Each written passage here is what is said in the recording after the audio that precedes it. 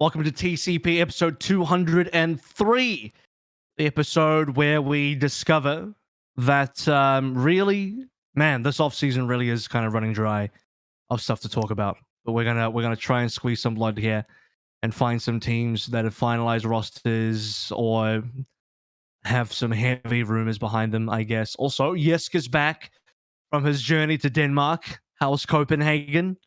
Incredible. Actually, really fun city. Maybe it was just a part of Copenhagen I was in, but it felt like there was no building older than 10 years. And everything was just like really architecturally designed. Copenhagen didn't exist 10 years ago, so I mean, no. Yeah, I wasn't in the core of the city, more like around the airport parts and then Royal Arena for people that know the city. So I'm sure I didn't get an accurate view of the entire city, but what I saw, like getting around was really easy. Transportation was just like figured out there. Also fairly affordable and everything. Connection to the airport was great. I don't know, like enjoyed that a lot, and of course, like enjoyed. And even better than Germany?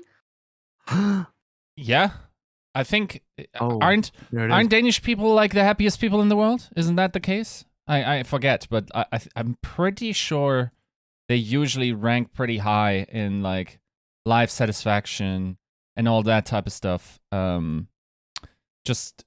Just based on how they create systems there. And then there were some weird things. I saw, like, I went for a run, despite going for a run and, like, walking around to the arena for, like, 20 minutes and everything.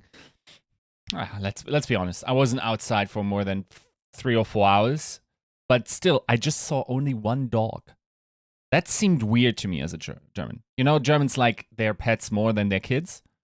And I didn't know that. Yeah, like, I don't know. Like, my mom works at a surgeon's office, and one of the most common surgeries used to be that old people had just like I'm not sure what it's called, like when you lay on something for a long time, you know, like these sacks that build up and they have to be cut. And it's basically like from old people just laying in the windows and telling children what not to do. Like, don't play with a football. It's like 12:15. That's like midday, and you're like not allowed because like you're not allowed to be loud during that time and stuff like that. I don't know. Like, but if a dog does something, oh, it's so cute. No, it's in general was an incredible experience. Honestly, like it revitalized my sort of view on esports. It felt like interviewing the players was really impressive. Like these are really, I got to interview Simple and Device for the people that are familiar with those.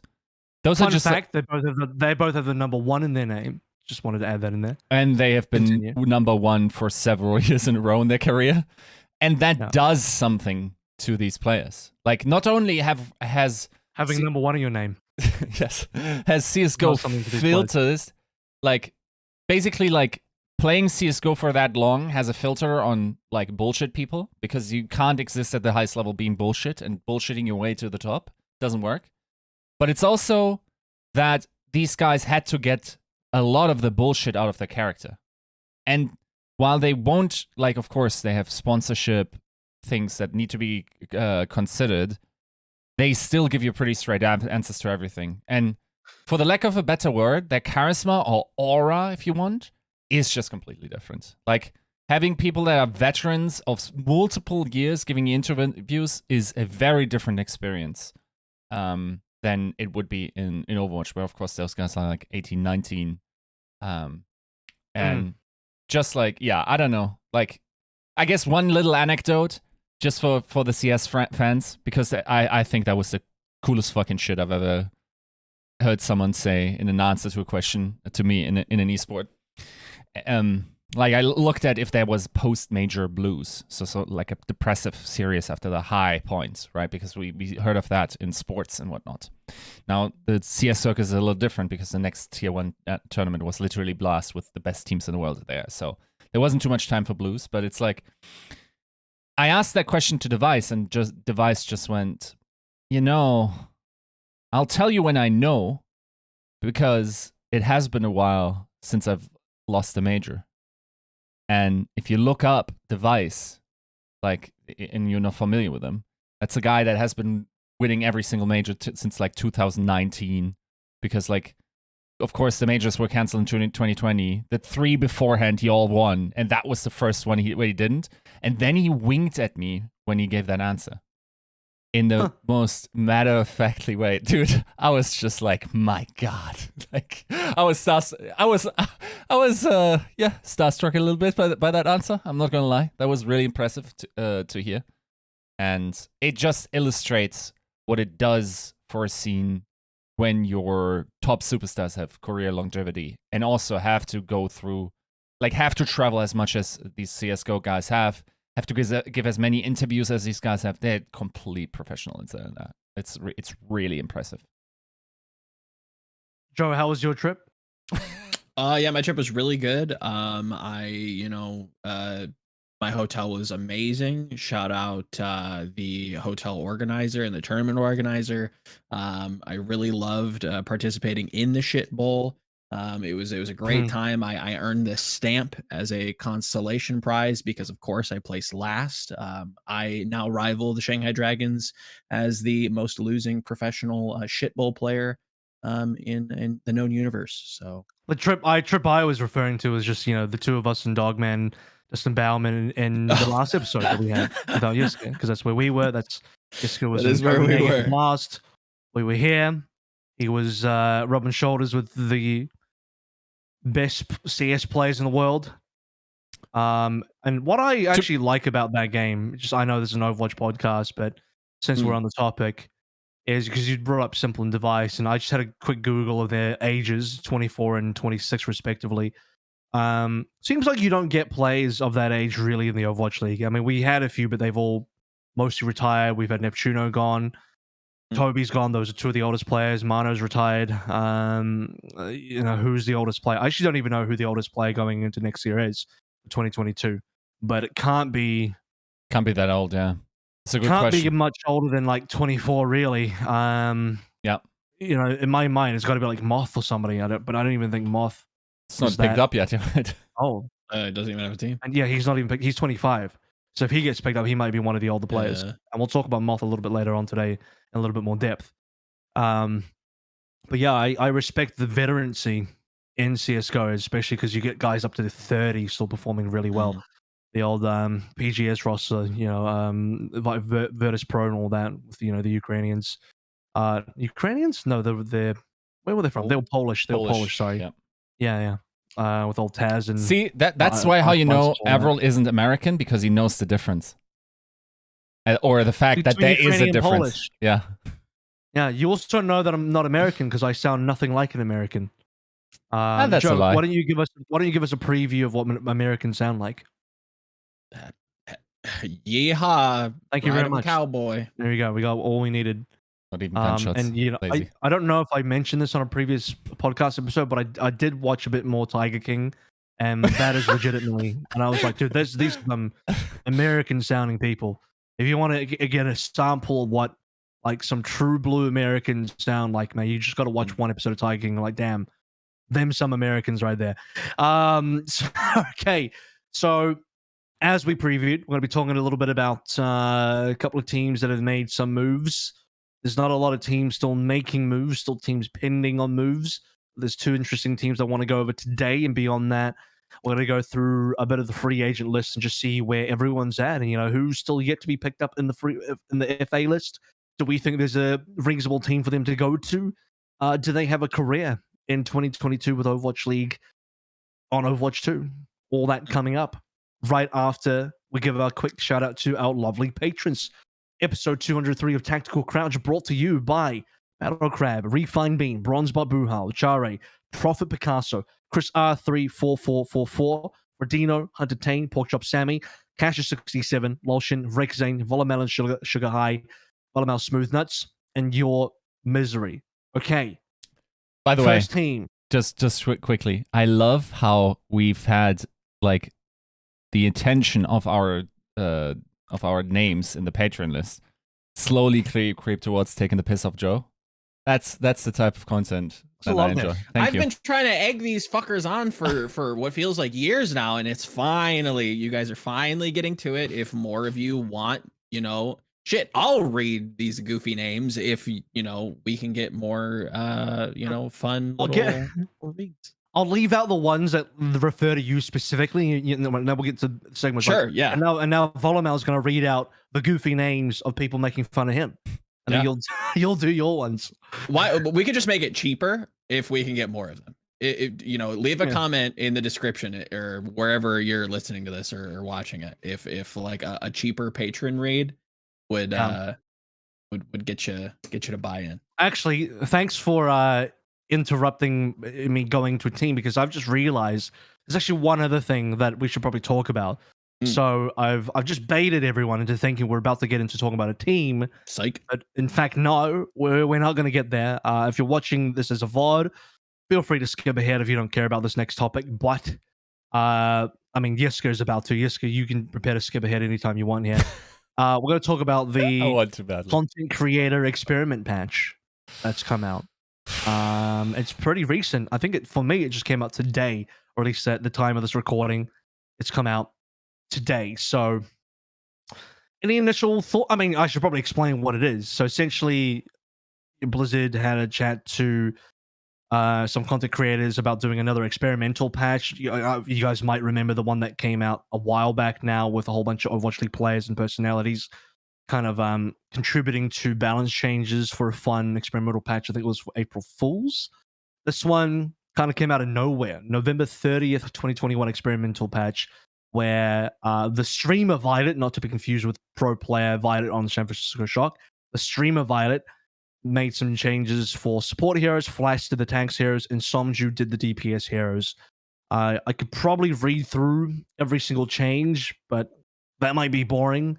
So instead, we're just going to open up discussion into what you guys think about this just as an overall thing, and if there's anything specific you want to get into in terms of any changes or anything else you like. Or don't like, in the case of Yiska. Man, you guys gotta... Like, why? Like, is that my personality, or is it just, like, is nobody else? It's really not.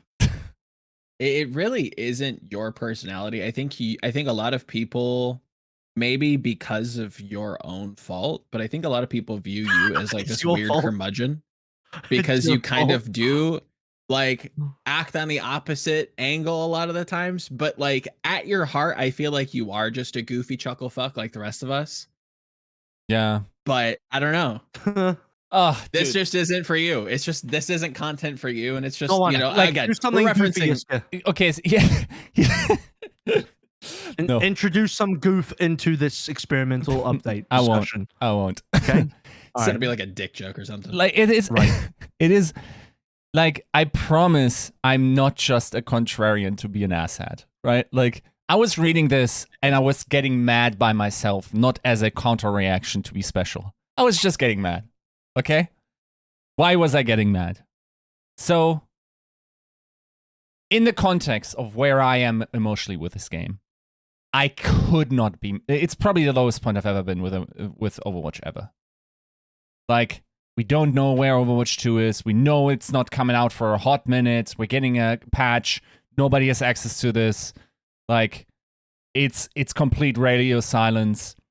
By the way, that thing where you said, like, leaks keep the off-season exciting. Oh, isn't it exciting that we're not going to have news for another 2 months? Great. Like, I don't know. Like, every yeah, it's the same, dude. So we just squeezed that orange out. Like, what now?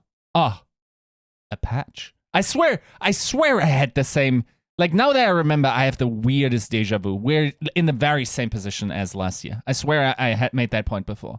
So, out of the absolute void pit that is the experience of Overwatch esports at the moment, in comes an experimental patch.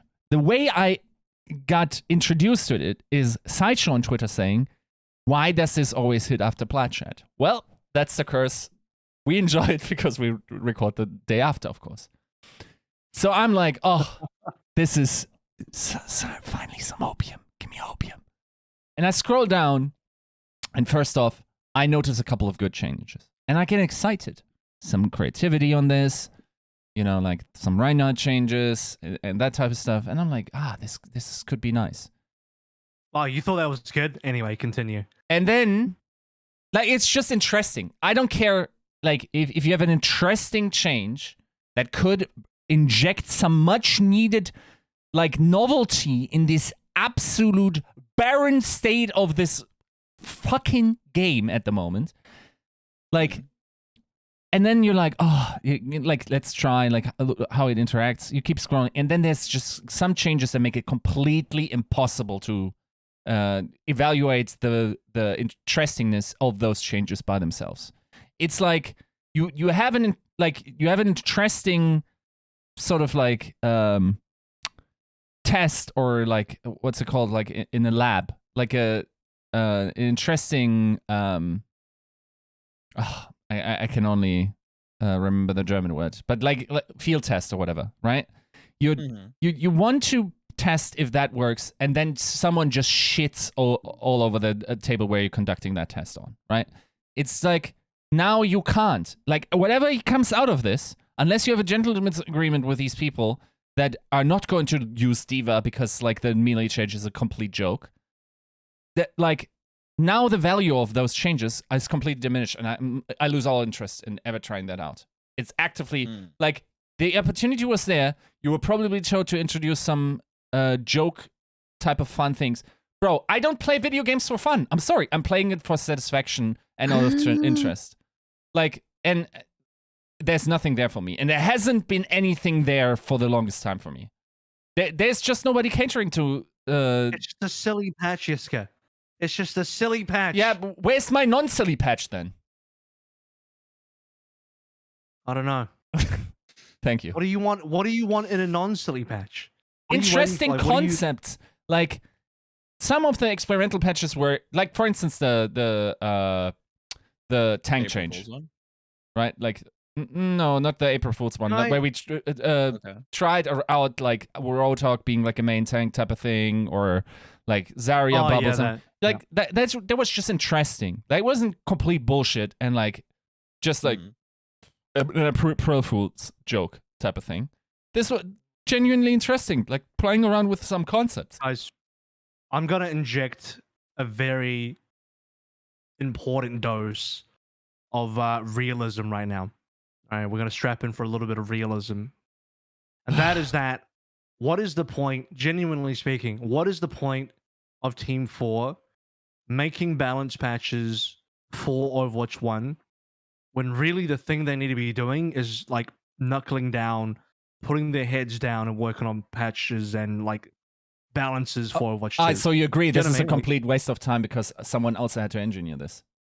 Well, it's a pretty free thing to do when, well, I mean, somebody on Team 4 still had to do that, put this in the game, but you didn't have to do too much thinking here, because all that needs to happen is, okay, you talk to your content creators, and they give you their ideas for what they think should happen in this patch.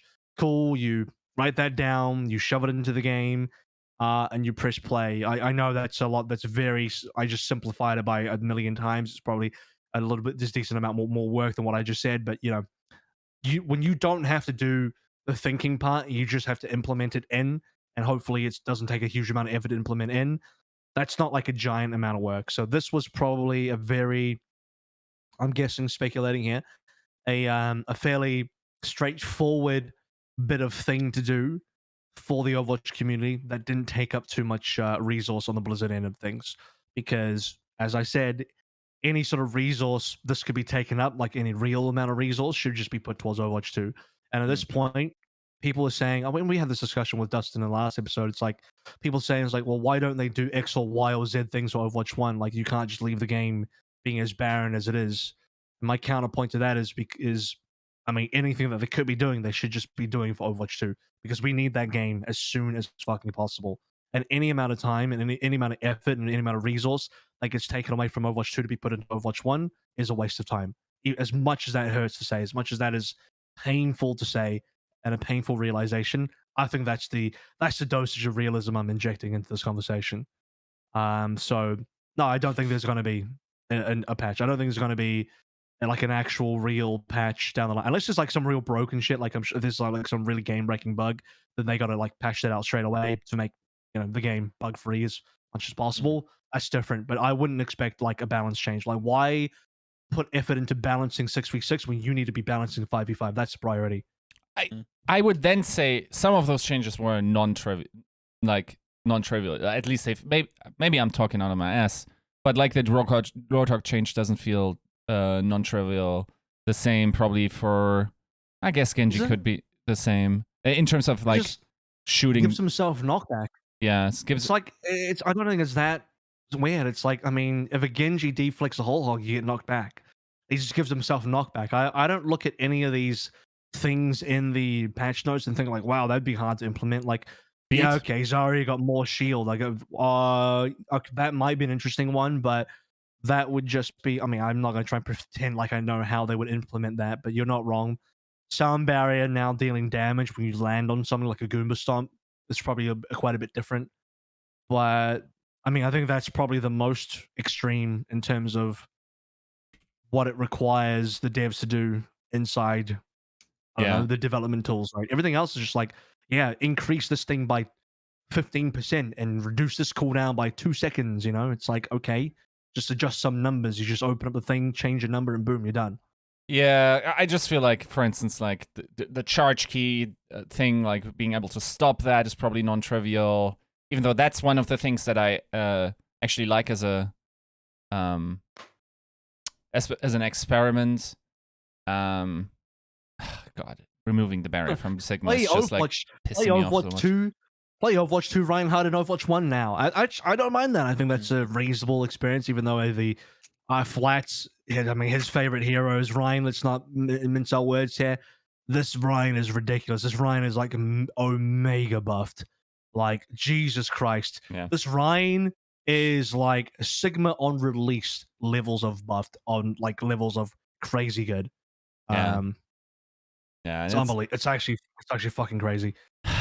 Yeah, I mean, the Hanzo Ricochet, that's the type of change that I'm just man, that completely just ruins the fun. I don't know. Well, it actually doesn't make any difference because the whole are you really going to be trying to ricochet storm arrows on purpose? I mean, if you know your angles, maybe it'll work, but most players you'll just be storm arrowing at somebody's face for a headshot. Like, the ricochet actually and then you miss, and then you get random headshots, just like the old scatter arrow was the issue, right?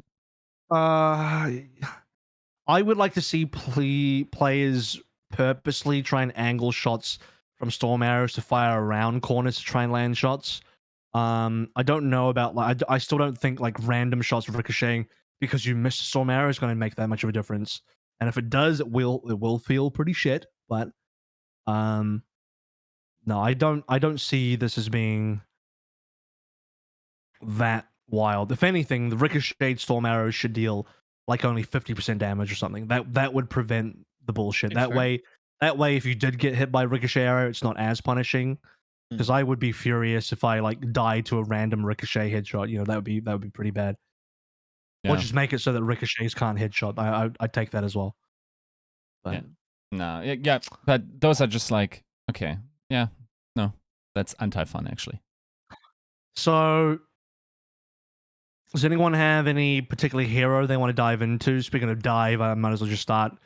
My goodness, the dive tanks. Winston on this patch. Knockback effects are now 30% less effective on Winston, so I guess he's got his own version of Ryan's Steadfast.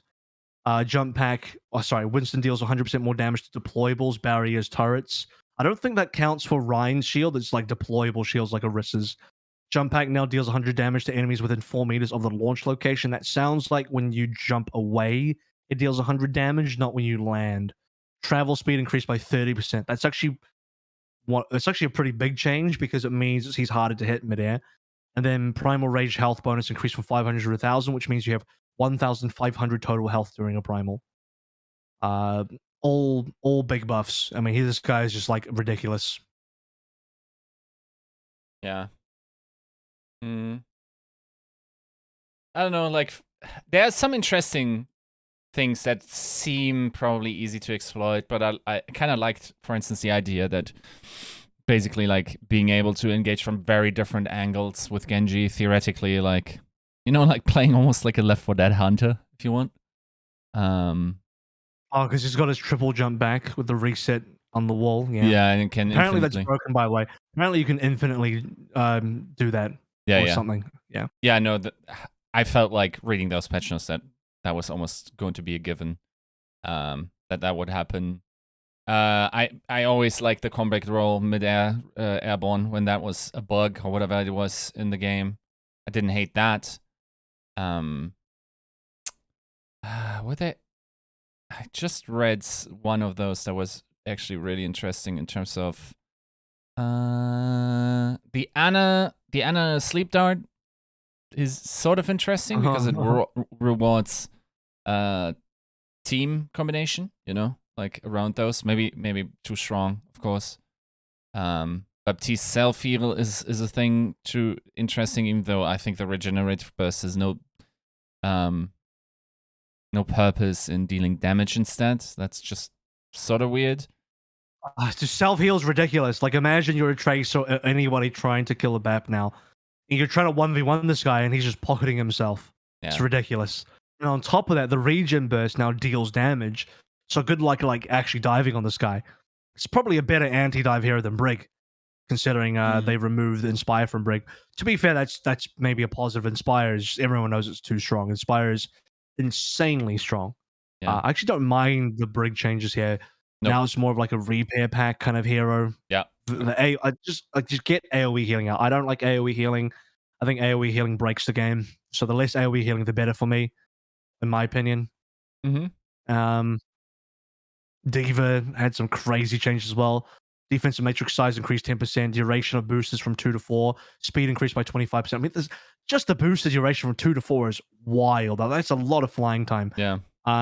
Melee damage increased from 30 to 100. Like, what is that? Like, you can just run at somebody from far away, boosters up, fire your missiles, fire your guns, and then finish them off with 100 damage melee. You can delete a 200 HP hero. No issues now. Yeah. And then ejecting a mech now ejects you 15 meters up per second up. I think 15 meters per second up and 10 meters per second in the direction you're holding. So I don't know. That's a bit of a meme, but the rest of it is wild. I think they just thought that would get rid of these toxic stalls for divas, where D.Va could just shut it down by meleeing that way through body blocks. I think there's just too much exploitative behavior there. One thing that I actually liked, even though I would want to see how it plays, is the Lucio change in terms of the wall riding fire rate thing. So, all right, like if you wall ride, 15% more fire rate. So if you have the mechanical ability to stick to wall and hit someone, and then it only stays if you're wall riding for less than 1 second. That's interesting because you need to reset the wall ride then in order to hit that. So that makes it mechanically challenging while also being rewarding for those who can manage that, like in that movement, to be able to hit those shots. I'm not sure if that might be too overpowered at the highest level, but at least that's an interesting change. I was like that was something that looked really fun. It's the most unique change, the Lucio stuff. Mm-hmm.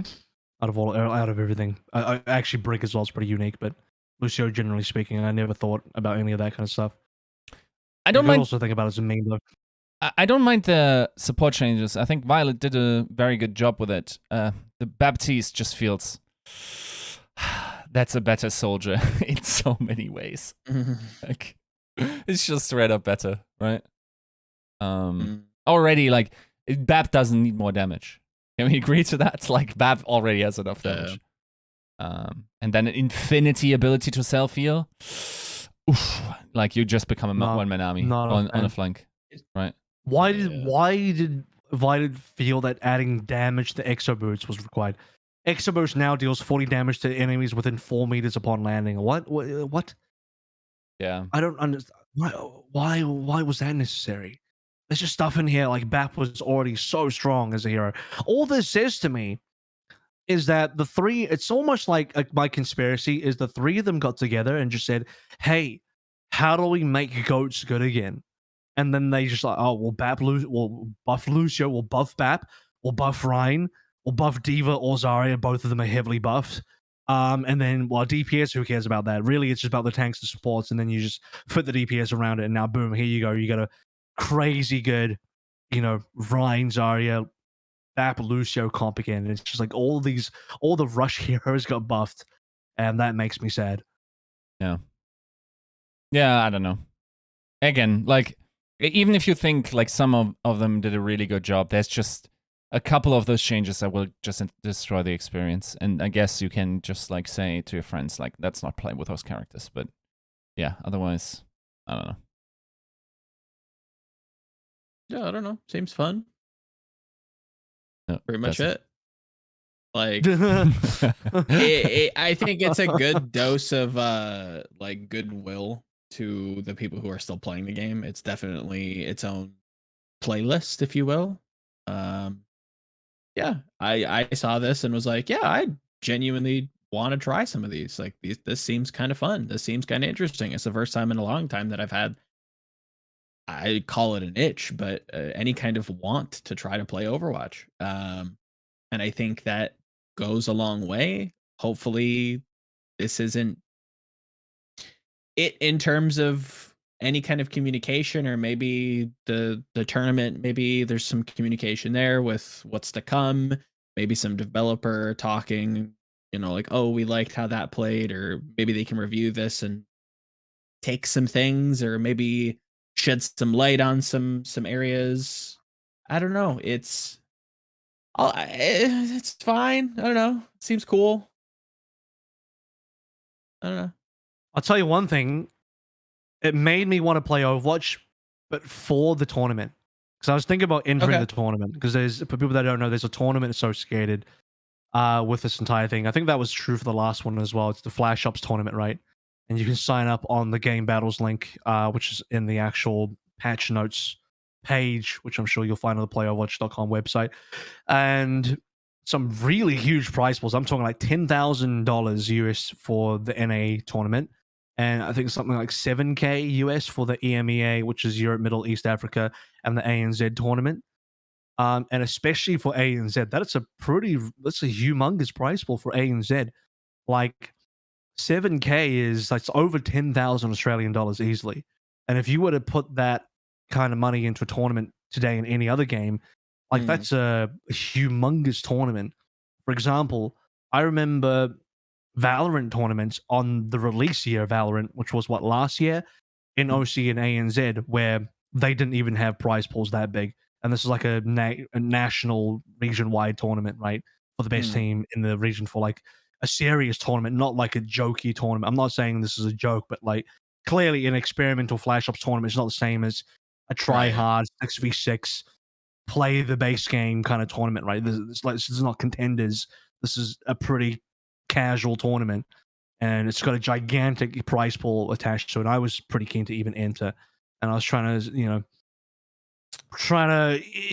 really snuggle up to some pro players I know in the region, like, hey, Adam, you're not doing anything. You want to team up, buddy? You're pretty good at the game, and I'm, how we're good friends and all that kind of stuff. So I was trying to see who's available for me to leech off and carry me. I'm not that bad, but these guys are fucking phenomenal. So, and also I look at this, I'm like, yeah, Adam will do something with this 30 damage to 100 damage melee. I'm sure he'll do something with that.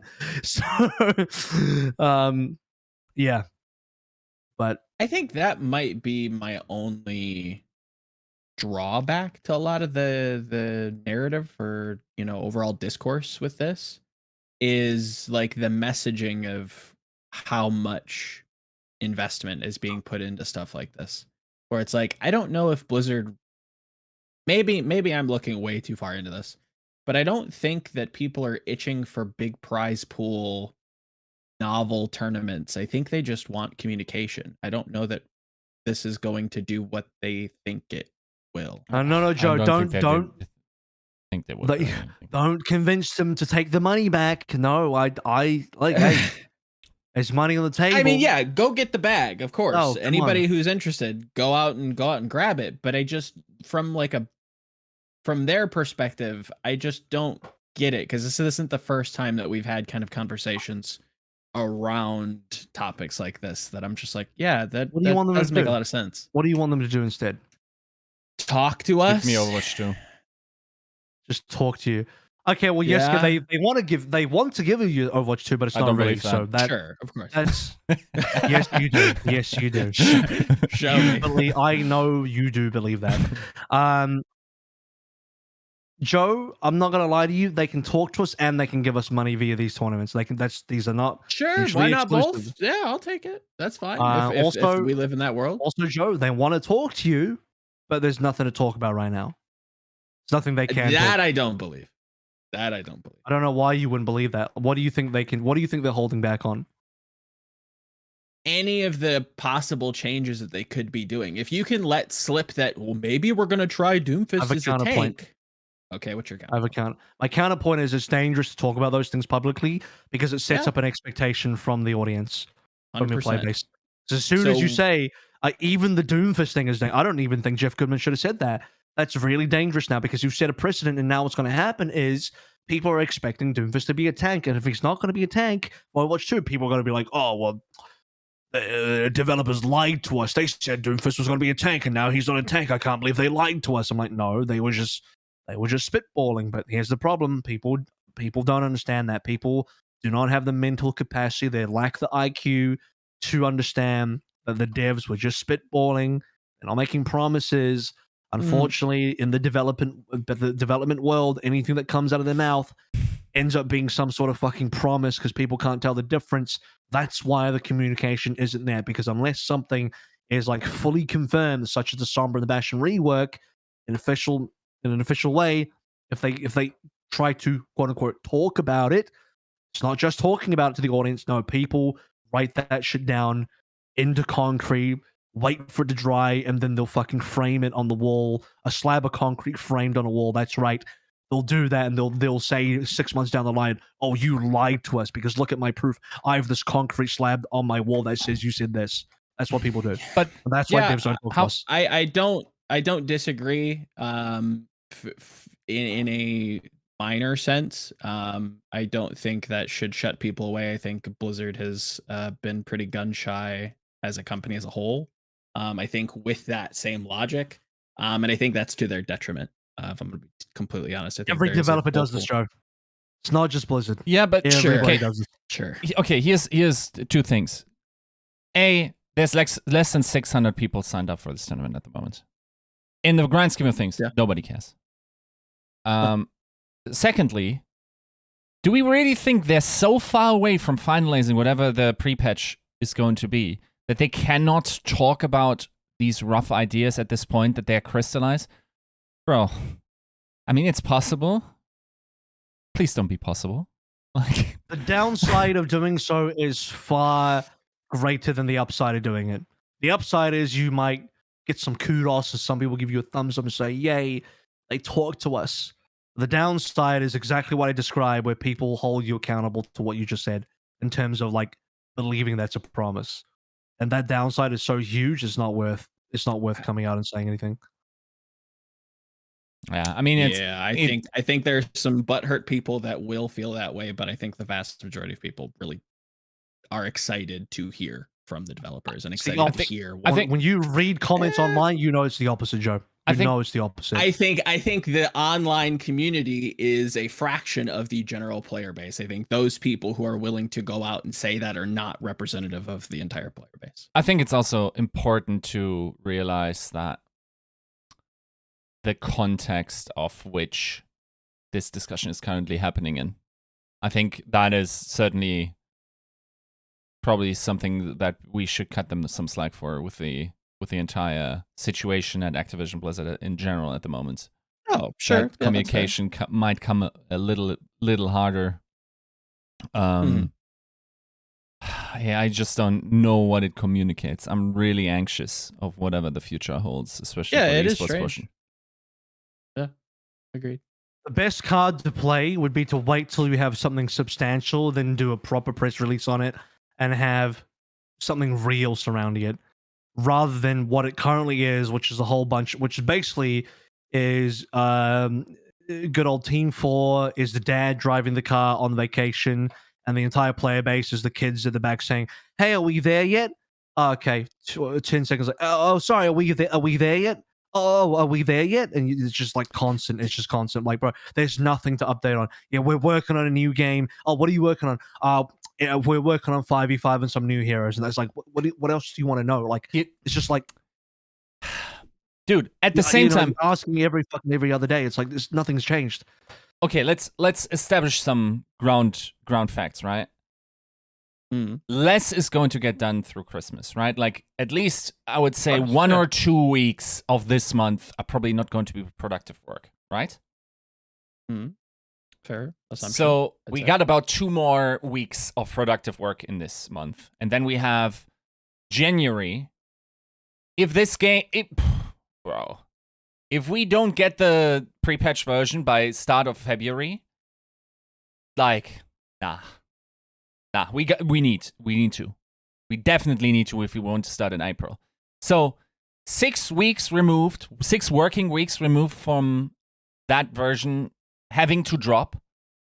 We can't say any other major changes, or maybe there are none, or like I don't know. Like I don't see a world where that just doesn't communicate something negative to me.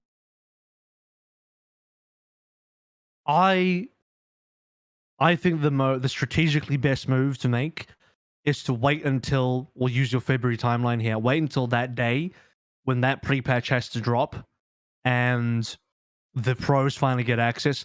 That's the day that you come out and say, here's what our professional build looks like currently and what's on it.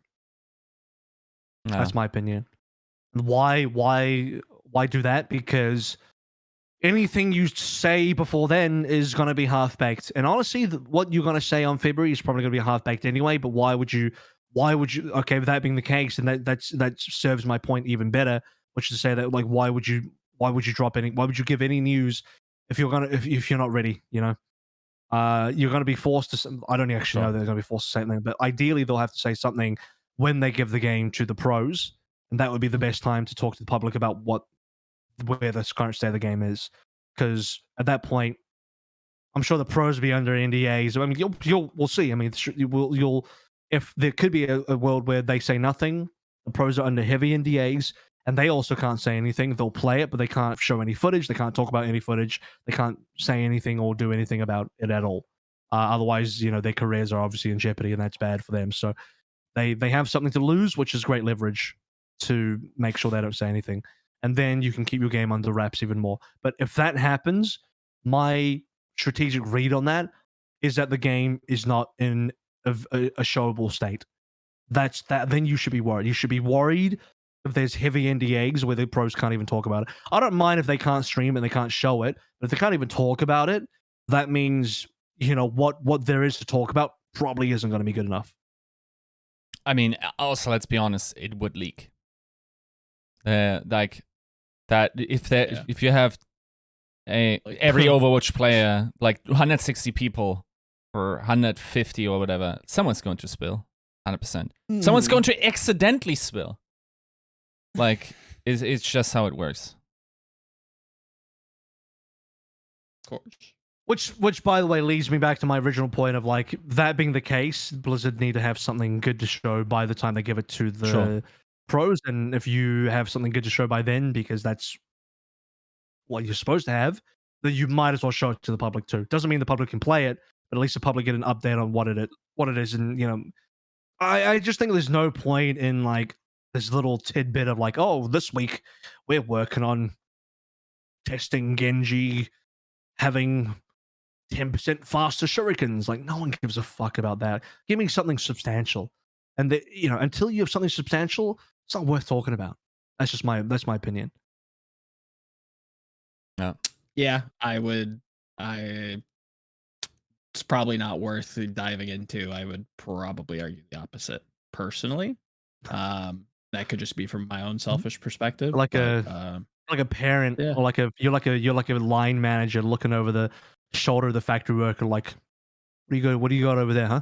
What are you doing this minute now? Yeah, like, breathing down their necks and, like, wanting to get, like, every tiny little update. The thing it's a little bit pedantic, Joe. It's a little bit pedantic. we are also like consumers, or especially in this community, also the worst type of line manager you could possibly imagine. Like at this point, I understand why they engage in anti-work at this point. Interacting with this community has always been, I feel like, a pretty big challenge. Yeah, you're not winning. I can totally understand from that point. Some parts of the company have tried. I'm sure, like, once again, we have to say in the context of the current situation at the company, it probably hasn't become easier to be like, or to become the community manager that has a front-facing image.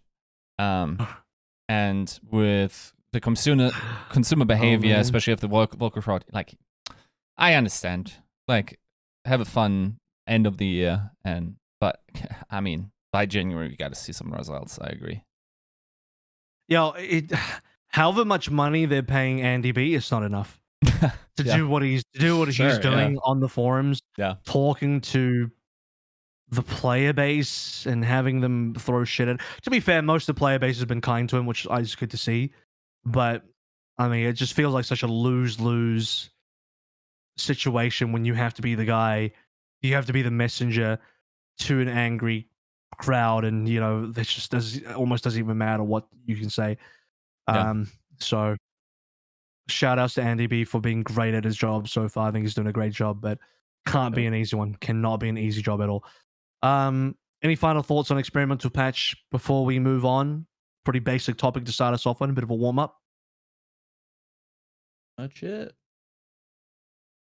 Nope, all good. Okay, here we go. We're going to talk about actual teams now. First team we're going to talk about that have actually fully announced their lineup, and actually, honestly, credit to the social team for their sort of strategy on releasing this information with all the little teasers and the little hints. The social media and content team did a great job. They did a content piece as well, finally announcing the team. I enjoyed it. Thought it was really, really well done. The Titans are doing the most right now to try and recover a lot of lost faith and a lot of probably negative reception to their brand over the past few years, understandably. And I think the best thing they can absolutely do is build a strong team. And I am very much, I think, pleasantly surprised at how good this team actually looks like on paper. Shockwave, Aspire, False, Master, Aztec. Yeah. Damn. Yeah. From the squad that I heard about, there's just like one minor change in the DPS department. I think I like that option more with Aspire. But generally speaking, like, yeah, like I think I had a tweet before all of this came out, was like, I like what they're cooking there. I think this is a team that Vancouver fans can be looking forward to enjoy and can be hyped about. Definitely the best team they've had built since season 2, right? I'm in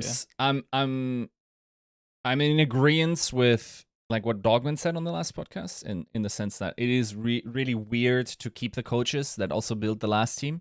Because let's be perfectly honest, there were definitely better minimum players on the market than whatever team they faced, and they were the second worst team in the Overwatch League by that time, right? And there was also no reason to believe they would ever do better. Like, for instance, London Spitfire doing as badly as they did and practically performing the same is more excusable because they had the British Hurricane experiment, where they had reason to believe that this would transition better, and they had more disadvantages, especially with the ping, right? Vancouver had none of those excuses, right? They had access to probably more resources, slightly more. They are in North America playing on much more manageable ping, and they still had a terrible team, right? So, like, whoever decided that should have probably seen consequences of their actions there. Even though, like, of course, we don't know what the restrictions were on them. It's just really hard. Like, it's not like Vancouver had this really clear, like, Canadian slant where they had to recruit like 5 Canadians and therefore sucked. Like that, it seems self-imposed for the most part. They were not late to the offseason in terms of like getting their staffs there late. They also had that from season 3, mid-season 3 onward, right? So I don't know. Like that's the one sus part about this for me. Then again, I could see how this team is one that is pretty good about coaching themselves as well. Has a little bit of the Atlanta vibes for me. Yeah, definitely. Also, of course, one of the Atlanta players there that could bring that leadership vibe to that. And if Massa wanted to step up in a comparable position that Gator inhibits for the Atlanta Reign, yeah, I'm not sure if I agree that this team has to be top 10, but like in the midfield, definitely. Like I would say with the talent that they would have to probably be slightly better than London, maybe. Probably slightly better than, probably on par with Paris is where I put them. Okay, so you're at least saying that they're more in the mix this season. Is that maybe a better line to draw? Yes, for sure. More competitive. Yeah. They're not they're not a bye week, right? No, I don't think so. I also think it's rather impressive for them to have been able to get the lost son back after they had the pretty big faux pas, if you want. Your favorite Danish player. Yeah. Yeah. I mean, I think he's from Copenhagen, right? I think I remember I'm that. Surprised. I'm surprised you didn't meet him. I'm surprised you guys didn't hang out. It crossed my mind more than once that I should maybe like just shoot him in DM and go like, okay, where can I get X here? Or do you have recommendations? Or just congratulate him on a great city. Do a live interview with Shockwave live in Copenhagen. Cool. You know, yeah, like a proper. The one weird thing is, I think thing. is Shockwave. I imagine he's not that tall, right? I don't know. Dude, when I was walking around there, I felt small for the first time in my life. And I'm 6'2". that was... Those giant Danish people, huh? Unreal. I don't know. But yeah, like I like that roster. I think Aspire is great. Shockwave Aspire is potentially really exciting storyline. And DPS still. Not too sold on Aztec, but maybe Toronto was also not the type of team that he would excel at. That's the little question mark. Isn't there a better flex supporter also that speaks the language there? Even though Aztec, of course, has some experience there. I don't know. That's one of the question marks for me. Everyone else, including Faults, I think are pretty good pickups.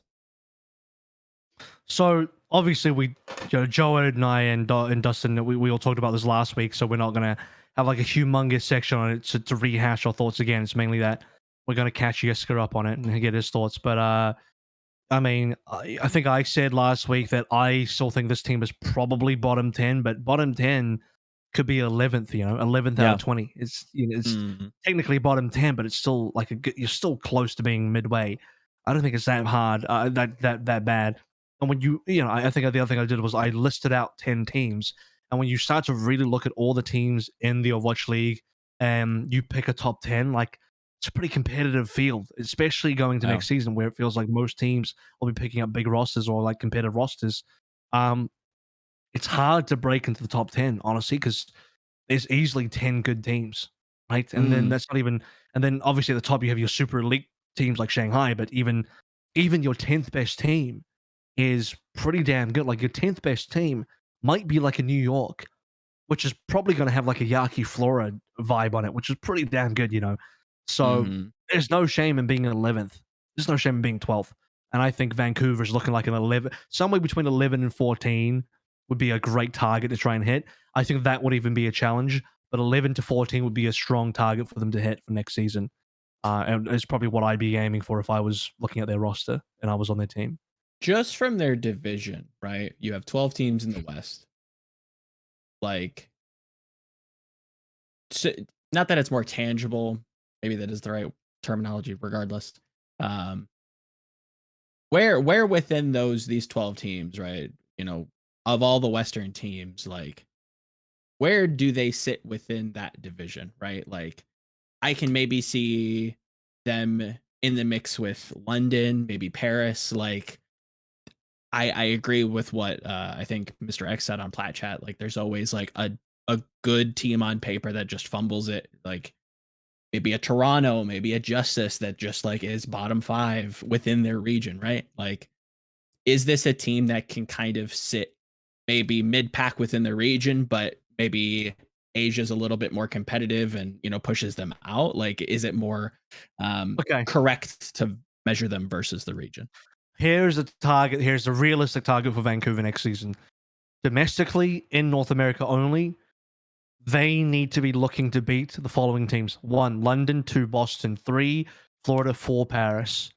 Right, and then beyond that, they need to start reaching for the Washingtons and the Houston Outlaws. So that's already, you're already above the bottom 4. So you're in the top 8 of NA. This is assuming it's 12 and 8 split again. So 12 teams NA, 8 teams East, which it might not be, but we're assuming it is. Sure. Then beyond that, what did I say again? Washington and Houston. So if you do that, you've beaten the bottom 6, which means now you're the top 6. That's how you get in the top half of NA. You have to be better than Houston and Washington. And then I'm giving Toronto a lot of credit here because their team looks good on paper. So I put Toronto higher than Houston and Justice for now, just because their team on paper looks pretty damn strong. But that's pretty interchangeable. Like you could say that Outlaws, Defiant, Justice are all pretty interchangeable in that kind of area. So if you can beat those teams, now you're in the top 5. Top 5 includes Atlanta, Dallas, Shock, Gladiators, and if Vancouver are aiming for top 5, they would have to be number 5 here. But I mean, you're breaching elite tier teams. Yeah. Once you're talking about Atlanta, Dallas, Glad, Shock, those are all fucking elite teams, right? No arguments there. Every single team is good. Even their next, even 2022 rosters, all looking disgustingly good. Some look even better than their 2021 rosters. Like shit, Atlanta might be the 4th best team there. Like who even knows? But if Atlanta's the 4th best team there, you got that's a motherfucker of a gatekeeper to get past if your name is Vancouver, right? So that's what I'm saying. Like being just middle of the pack, there's no shame in it if you're Vancouver, because there's some really big names, some massive teams in that top half. I think that would be an incredible victory for this franchise, going into a new game, right? Like I think that's just the elephant in the room that like caveats every point that is ever made regarding Overwatch. Well, I guess specifically the Overwatch League, is that, yeah, it's a new game. Anything can happen. If the Titans can kind of maintain some consistent value and stay mid-pack, challenge the likes, like AVRL said, domestically of, London, Paris, I would probably say Florida over or under Boston. But even just challenging them and maybe even standing above them or on top of them in the standings, I think that's a W for this franchise. Yeah, I mean, I didn't list the teams in any specific order, but yeah, those are the 4 teams they have to they absolutely need to try and At the beat worst, yeah. next season. Yeah, that I think that's the minimum, the absolute minimum, quantifiable success for the Vancouver is to beat Boston, London, Florida, Paris, whatever order you want them to be in. Sure. That's what they got to be. And then the greater target is then going to be some combination of Outlaws, Defiant, Justice that they have to try and get past. If they get past 2 out of those 3, they're in the top 6. And that's a W. That's a W for the entire season if they do that. Yep. So I think that's a realistic target. Definitely. We're not underselling or overselling them. I think Dustin's saying that, he expects them to be top 10 is a little bit too much. Because, as we start to address it, I mean, you look at the top 10 here, and I'm just talking about NA. Like, top 10 for me should be, again, in no particular order, Atlanta, Shock, Glads, Dallas is just NA so far. I'm just going to leave that at 4. Chengdu, 5. Seoul, 6. Shanghai, 7. Right? That's 7 teams. Now you got 3 other teams that could be in there. Those 3 teams could be any combination of Philly if they get a good team, but no one knows yet. We're just looking at historical value of the Philly have usually had good teams, but we'll put a pause on that. But if an asterisk, New York could be one because they got a pretty decent lineup. If they can, if they got the rumored Yaki Florida kind of deal going on, throw in some Mhm. decent tank. Kellen might join this team. There's some potential heavy hitters on there. Just throw in the fact that Toronto might be a heavy hitter team. They spend a shitload of money. Justice is always a wild card. They could be really good. They could be bombing out. Like, who knows at the end of the day. Then who knows? Like, Spark always have a good roster. Their team on paper is always good. There's other problems that end up plaguing them, but they could be surprisingly good. And any of these teams could be top 10. So for Vancouver to break in, I mean, there's a lot of teams to get past. So it's tough. It's tough out there. Is there any kind of side of the DPS coin that you guys fall on in terms of like which is the bigger story to kind of track? Is Aspire's like actual birth into the Overwatch League with like a team around him rather than just like him coming in to play Tracer on, Toronto's 2021 mishmash, mixtape? Or is this like Shockwave's like final, not final chance, but like an actual opportunity where it's like last year he really never got like a chance to really kind of come into his own and really Did you say final? Not final, but like this is the opportunity. Like this is the right. If there was ever a chance, this would be it. Which kind of side of the coin do you guys kind of fall on? Because I'm kind of torn, to be honest. Man, I got 2 coins. I got one for each. Sure, yeah. It's definitely not an either or situation. Not mutually exclusive for me. It's both. I think both DPSs have great storylines moving into next year. Yiska, any feelings either way? No.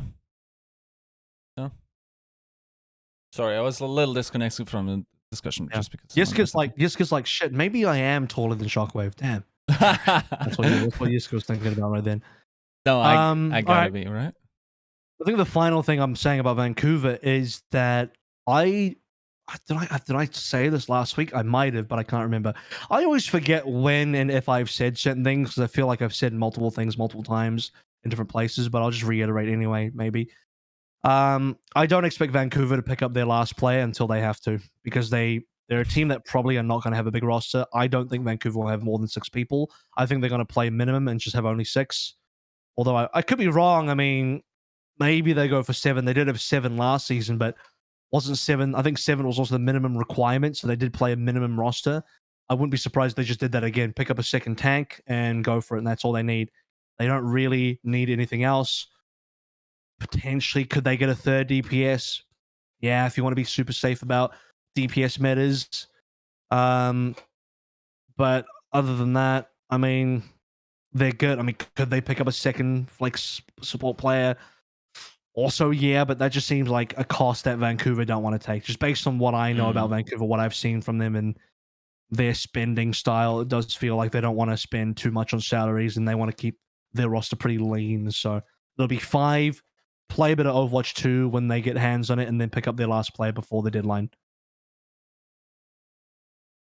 That's my prediction. I would agree. Not a team that has historically spent a ton. So yeah, probably moving late, if at all.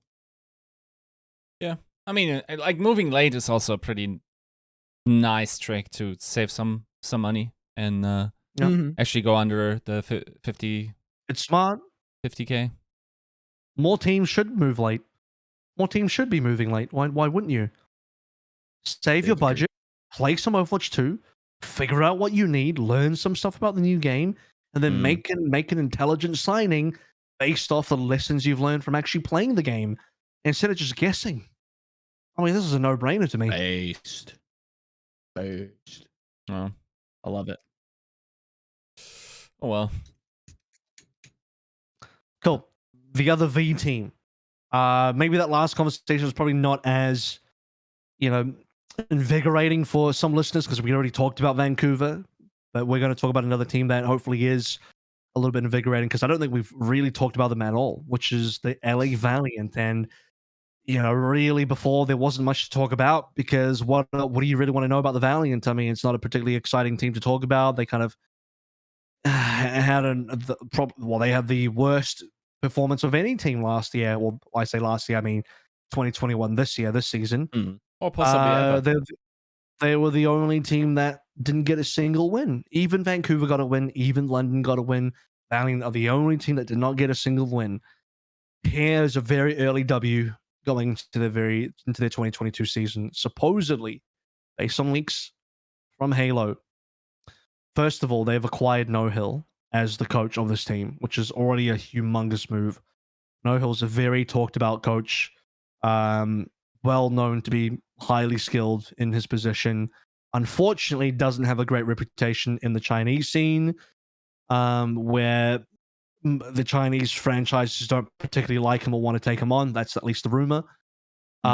Started with him saying some not great things about Chengdu. Not like offensive, unless you get offended by criticism. But like, yeah, he was very critical about Chengdu, and Chengdu didn't like that, and supposedly some other teams didn't either. So No Hill didn't have. That's why No Hill got dropped from Team CC for people that remember and have the memory to go back in time to sort of go back to that moment and figure it out. But yeah, so he's on a team now. Supposedly, LA Valiant will take him because Immortals, they don't care. I mean, clearly they don't care. But I mean, this is at least a good. This is them not caring, resulting in something good for the team and the franchise. And with No Hill, supposedly, Dia will also be joining the team, which was No Hill's DPS player back on Team CC, the most dominant contenders team of 2020, and one of the most dominant contenders teams of all time, really, who have won so much. They won contenders domestically, and they won the gauntlet. And so Dia probably comes on, and supposedly beyond that as well, Halo also revealed that No Hill has full control of the roster. Whoever he wants to pick, well, obviously budget probably comes into play there as a limitation, and it doesn't have to be restricted to only Chinese players. He is apparently going to get a mixed Chinese Korean roster, which straight off the bat is going to make this team pretty damn competitive. Yep. I hope. I don't know why I have this feeling, but I genuinely am concerned that, like, no, because that's not a thing anymore. You can't just decide not to play for Valiant and play contenders, because we don't even know what the fuck's happening with contenders. I mean, you can't I just hope decide not so. to play for Valiant. Yeah, you can't. This does that isn't a mean? choice anymore. Yeah. Well, Yeah, no. the choice is, do you want to be in the Overwatch League or not? Or That's the choice. not. Yeah, that's pretty much where they're at. Yeah. Yeah, I mean, I'll always say that, like, I don't want to shit on teams. I don't want to just like lambast them and say like, wow, you're terrible. I hope this team's good. I genuinely hope No Hill gets like a decent budget to build a good enough team to be competitive, a la maybe a Vancouver style. Maybe they're in the mix in Asia. Maybe they, maybe they can compete, right? Hopefully that's the case. And these two rumored signings, with head coach and coming in with Dia, it's good. That's a good start. It's just, this is one of those teams that just like, I can't, like, my eyes are branded. My brain is just stamped with like bad. Like it's a big like V for fuck you. I don't know. Like V for rough. fuck you. Yeah, it's new rough. movie, by the way. Fuck you. Fuck you is what you just said. Yeah. I need some more to hope with. I need some more tangible rumors, if you will. You want to see the rest of the roster? I got you. Not even the rest of it. I just need like a couple more pieces, so I go, okay, like that's a good start. Like there's something here. Like one or two more signings, and I'm full on hopium trained. But how much do you trust in No Hill? Scale 1 to 10. And his ability to build a good roster. At least and lead the roster. 8.5, 9, maybe. Yeah. Like has a good track record. Again. Yeah. Underline coaching and roster building with, well, we don't know what goes on, blah blah blah. Like, of course, those caveats exist, but with the track record that he's shown, with the the historical precedent that he's set up, yeah, it should be good. I'll be real, man. I have no reason to believe drama aside, and inflammatory comments to Chengdu's team aside, if I look at only this guy's accomplishments and his own merit and his own skill as a coach, he's one of the best this is one of the best I've ever seen. I mean, there's some really good ones out there. Like, you look at the Moons, the Rushes, and the Sure, Crusties of yeah. the world, depending on what your definition of good coach is. But No Hill, by all regards, is highly regarded for his ability, and this guy don't fuck around. Like, if he's in charge and he's been giving roster control, and assuming, his he's obviously going to be restricted by budget. Every single GM/coach is going to be, but I'm sure he'll be able to work within his budget and find something. Because I'll be real with you, there are some still decent free agents out there that have not found teams that right now probably would take a near minimum or slightly above minimum offer just to play again, just to prove themselves and raise their stocks for maybe a 2023 season. So I mean, if you're the Valiant right now, you're No Hill, and there's players on the market, especially ones in APAC, by the way, where you're allowed to build a Korean and Chinese mixed roster. There's some Korean players that would love to be on a team this year that probably can't get on one anymore because all the teams are full. So, if I'm No Hill, I'm heading to the bargain bin, which normally sounds like a bad thing, like you're gonna get some real cheap player, but you're gonna find some real bargains. You're gonna find some massive diamonds, and like, holy shit, why is this in the bargain bin? I can't believe somebody threw out a perfectly usable auto. Like, what are people thinking about? Like, I'll take that straight to the checkout. Thank you very much. Is this the only year that like moving really late in the off season like isn't that bad? Because there's so many like good like genuinely like solid value players that you can pick up like very late. I mean, yeah, might be in a really bad way. I don't want that to be the case, but like, why not? Let's call a spade a spade. I think like this is just like a consequence of the uncertain nature of contenders in the future. I think the future of the game. Teams, first of all, I think teams should be trying to sign late. Why take unnecessary risks on your roster when you can choose to play the safe game and learn more about the game you're about to play next year?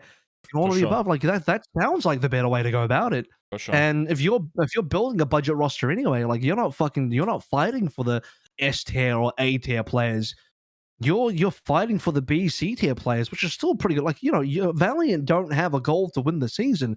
Valiant's goal is probably similar to every other team near them, such as Vancouver, who I just said, if you can just beat the bottom teams in your region and maybe get to the 50% mark, that's a huge W for your entire season. That would, if I'm No Hill, I'm just trying to beat whoever the bottom half in my region is. I'm trying to beat Guangzhou, Hangzhou, and who else is in that region? Look, legitimately, if Fusion don't put up a good team, Fusion don't put up a good team, that's on my target list as well. New York, if they don't put up a good team, but at minimum, if you're Valiant, you want to beat Hangzhou, Guangzhou right off the bat. You're not expecting to beat Seoul. You're not expecting to beat Shanghai. So write that shit off. Your next two targets, realistically, are Fusion and New York. Hunters might be a step too far because of the quality of players when you look at Leave on that team, and potentially Hunters maybe still have the money. And I mean, Chinese players want to go to Hunters. Let's be clear about that. If you're a Chinese player, Hunters get number one dibs on basically all Chinese talent. That's outside of teams called the Spark, I suppose. So I'm okay. If I'm No Hill, I'm chilling. I'm fine. I'm perfectly happy with this situation. Yeah. Again, just to echo that, I would agree. I think this is going to demand a lot of agility from a lot of teams. I've written as such that I hope we do see more mid-season pickups, and more experimentation in that area in general. I think it's something that we've had difficulty with, obviously, with the pandemic, and some teams had to be agile, like Toronto and Aspire, and there's got to be other ones that I'm just blanking on, but I think this is going to be a big eye opener in that market, and I don't know that moving late this season is a necessary or inherently a bad thing. Let's say. Yeah, agreed. I don't know. There are some bomb players, like you're not hurting for main support. That's probably going to be very easy. There's like players like Merit, right, still out there. Sure, value.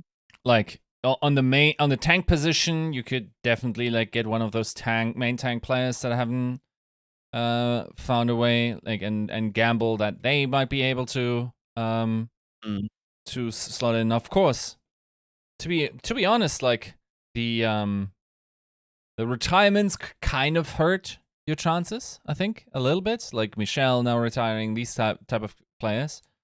Sure. But yeah, Did you really want Michelle? no. How? I mean, that's the thing. I don't think any of the retired players make a difference. Were you really going to be gunning for IDK or Michelle? Seriously? I don't think so. IDK maybe. There's better main supports on the market. I'm sorry, but there are. Yeah, probably are. It also, there are a lot of good main supports that are English speaking, I think. Maybe less so on the well, I guess there's, yeah, as like let me bring up the graphic. I guess there's Langsa. I guess there's Sanguina, whatnot. Yeah, not bad. Like those are options. Ugh, dude, are you really? Nah, I would rather like probably gamble on. Bro, I'll just straight up say it. I'd take Game God over Karif. Yeah, but sure. That's like my. Like, I'd rather invest in a rookie. Agreed.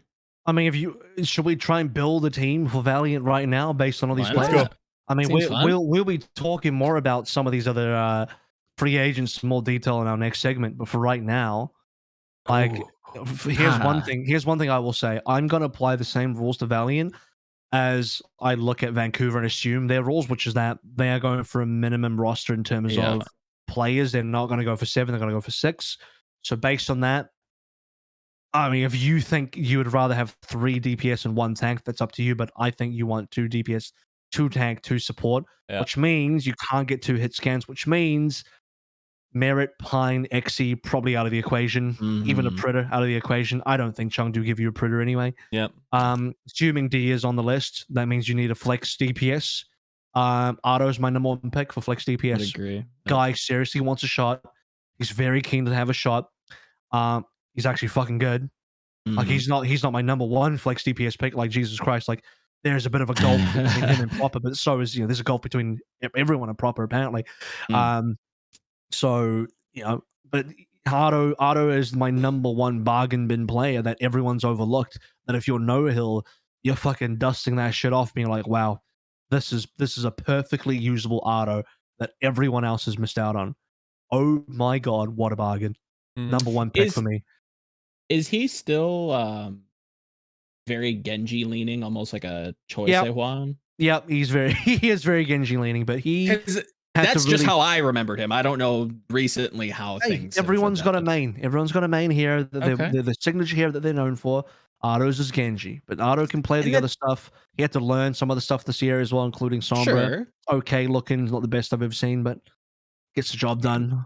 Maybe it gives you like a style to lean into. Maybe you can do something off meta that you can adapt and blah, blah, blah, new game, open meta. I don't know. Like, yeah, I don't hate it. I genuinely, Dia Otto as a start, I'm in for. Let's just assume. I'm excited to see more. Let's just assume there's no Western players. Got to be Korean or Chinese.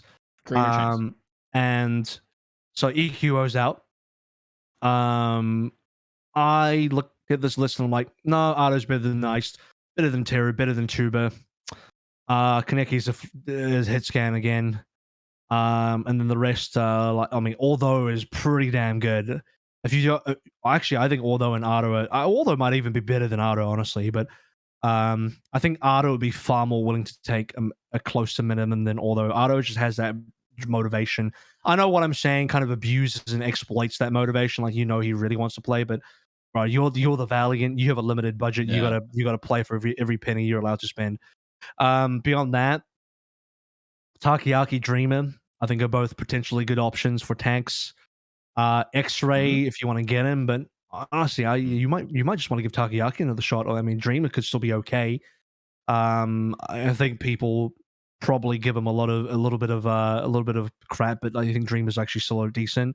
Over towards the other side of things, I don't believe Kleston, FaZe have had any offers so far. Gable Shoot, I'm sure, would love another shot. 2U's actually super underrated. I give him another shot. Kalios is rumored to be gone. So, by the way, people are saying Kalios rumored to Valiant. That is a possibility. It's not the only possibility, but I mean, you could add him to the list. I mean, that's a pretty decent pickup if they do get Kalios. Over onto the support side of things, Aim God's available.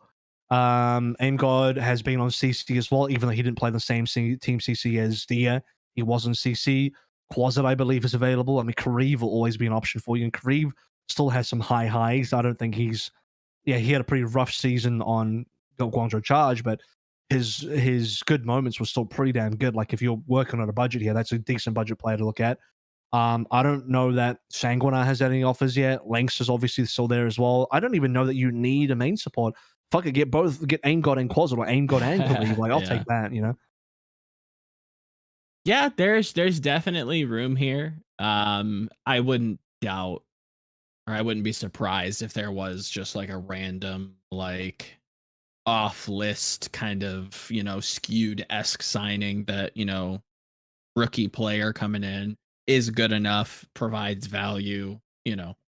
Yeah, you know, second glance, hopefully the Valiant can, you know, again, like you said, trust in No Hill, has a good track record. These players that we've, you know, gone through, should be competitive. Again, you're not world beaters. You might not even be tournament beaters.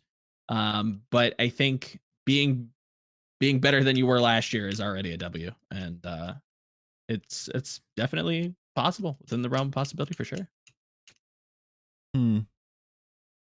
What about like players? I didn't want to interrupt you while you were running through it, but like what about Stan 1? Yeah. Right. You want to if Stan, I don't think Stan 1's getting any other offers. So 100% you get Stan 1. If you think Stan 1 is I actually you almost have like a embarrassment of riches here. Like Jangu's up for grabs, Dream's up for grabs, Takiyaki's there. Fucking Amang is up for grabs. Like you want to get some real brownie points with the audience, with the fan base. If you pick up Amang straight away, like this is your number one pick, right? Yeah. Amang, I know, is another player that's super keen to get on a team, but just feels like he hasn't been given the opportunities. He's also a player that's probably not going to get into the other teams in Asia because they're all Korean teams. And you know, No Hill is the guy that's going to take Chinese players, and Amang is boom. He's probably your guy, and Amang probably knows he doesn't have another shot outside the Valiant, so that sounds like a match made in heaven. And they could probably get him for a good price as well. So it's a good shot to me. Yeah, like 100%. Yeah, Valiant might be sneakily good. I think much like the absolute exorcism that I had to go through, it's gonna be weird to say, but yeah, Valiant might be all right. This is why I'm saying I'm chilling if I'm No Hill. I'm not worried at all. There are so many good FAs that I can get that probably don't have other offers. Okay, yeah, maybe. Okay, I wanted Takayaki. He got an offer. Fuck it. I get Dreamer. I get Stan 1. I get Django. Yeah, There's just so many. Your like fallback plans, your plan B, C, D, E's are all so good. Yeah, okay, your plan A's gone. I don't care. My plan A, what does it matter? My plan B is just as good. Who cares? You are fucking laughing right now if you know who you're like, I do whatever I want. Let's also be completely honest. If they were early, I'm not sure anyone sits there and goes like, yeah, I'm gonna take LA Valiant over this other team. Like the result is the same, right? Like the talent pool that you would have realistically gotten access to is the scraps that probably virtually nobody else wants, and then you can choose, right? Like based on the scraps are players like Ardo. That's your scraps. Yeah. Like how good are these scraps? I'm like, bro, these scraps is like someone sent back a steak because it had 1 grain less of salt on it, and you're like, bro, that's my scrap. Fuck that, I'm eating that straight away. Jesus, that's my scrap. Holy, we're not talking about other seasons when your scraps are like you're like really scraping the barrel here. Yeah. Your scraps here are like at minimum B tier players. That's so good. That is so good. Yeah. Yeah, if you can get like a B grade roster in just 6 people overall average grade of like B, you can't beat that with us. Like that's time wins here. You are No Hill. You literally waited out. You sit in your comfortable chair and you play the patient game. You get that cigar in your mouth, you puff away, you just sitting there like a Bond villain because you know time is on your damn side. Because when it comes down to it, you get close to that roster deadline, players haven't been signed, they haven't been put on rosters. Yeah, okay, you're gonna have some players holding up their nose and be like, "Nah, I don't want to play for Valiant." Cool. See you in 3 months, buddy. We'll see if you change your mind. See if you get another offer and change your mind. Yeah. You want to play for Valiant now, or you want to play in nothing? That's your legitimate conversation. Mm-hmm. Yep. Yeah.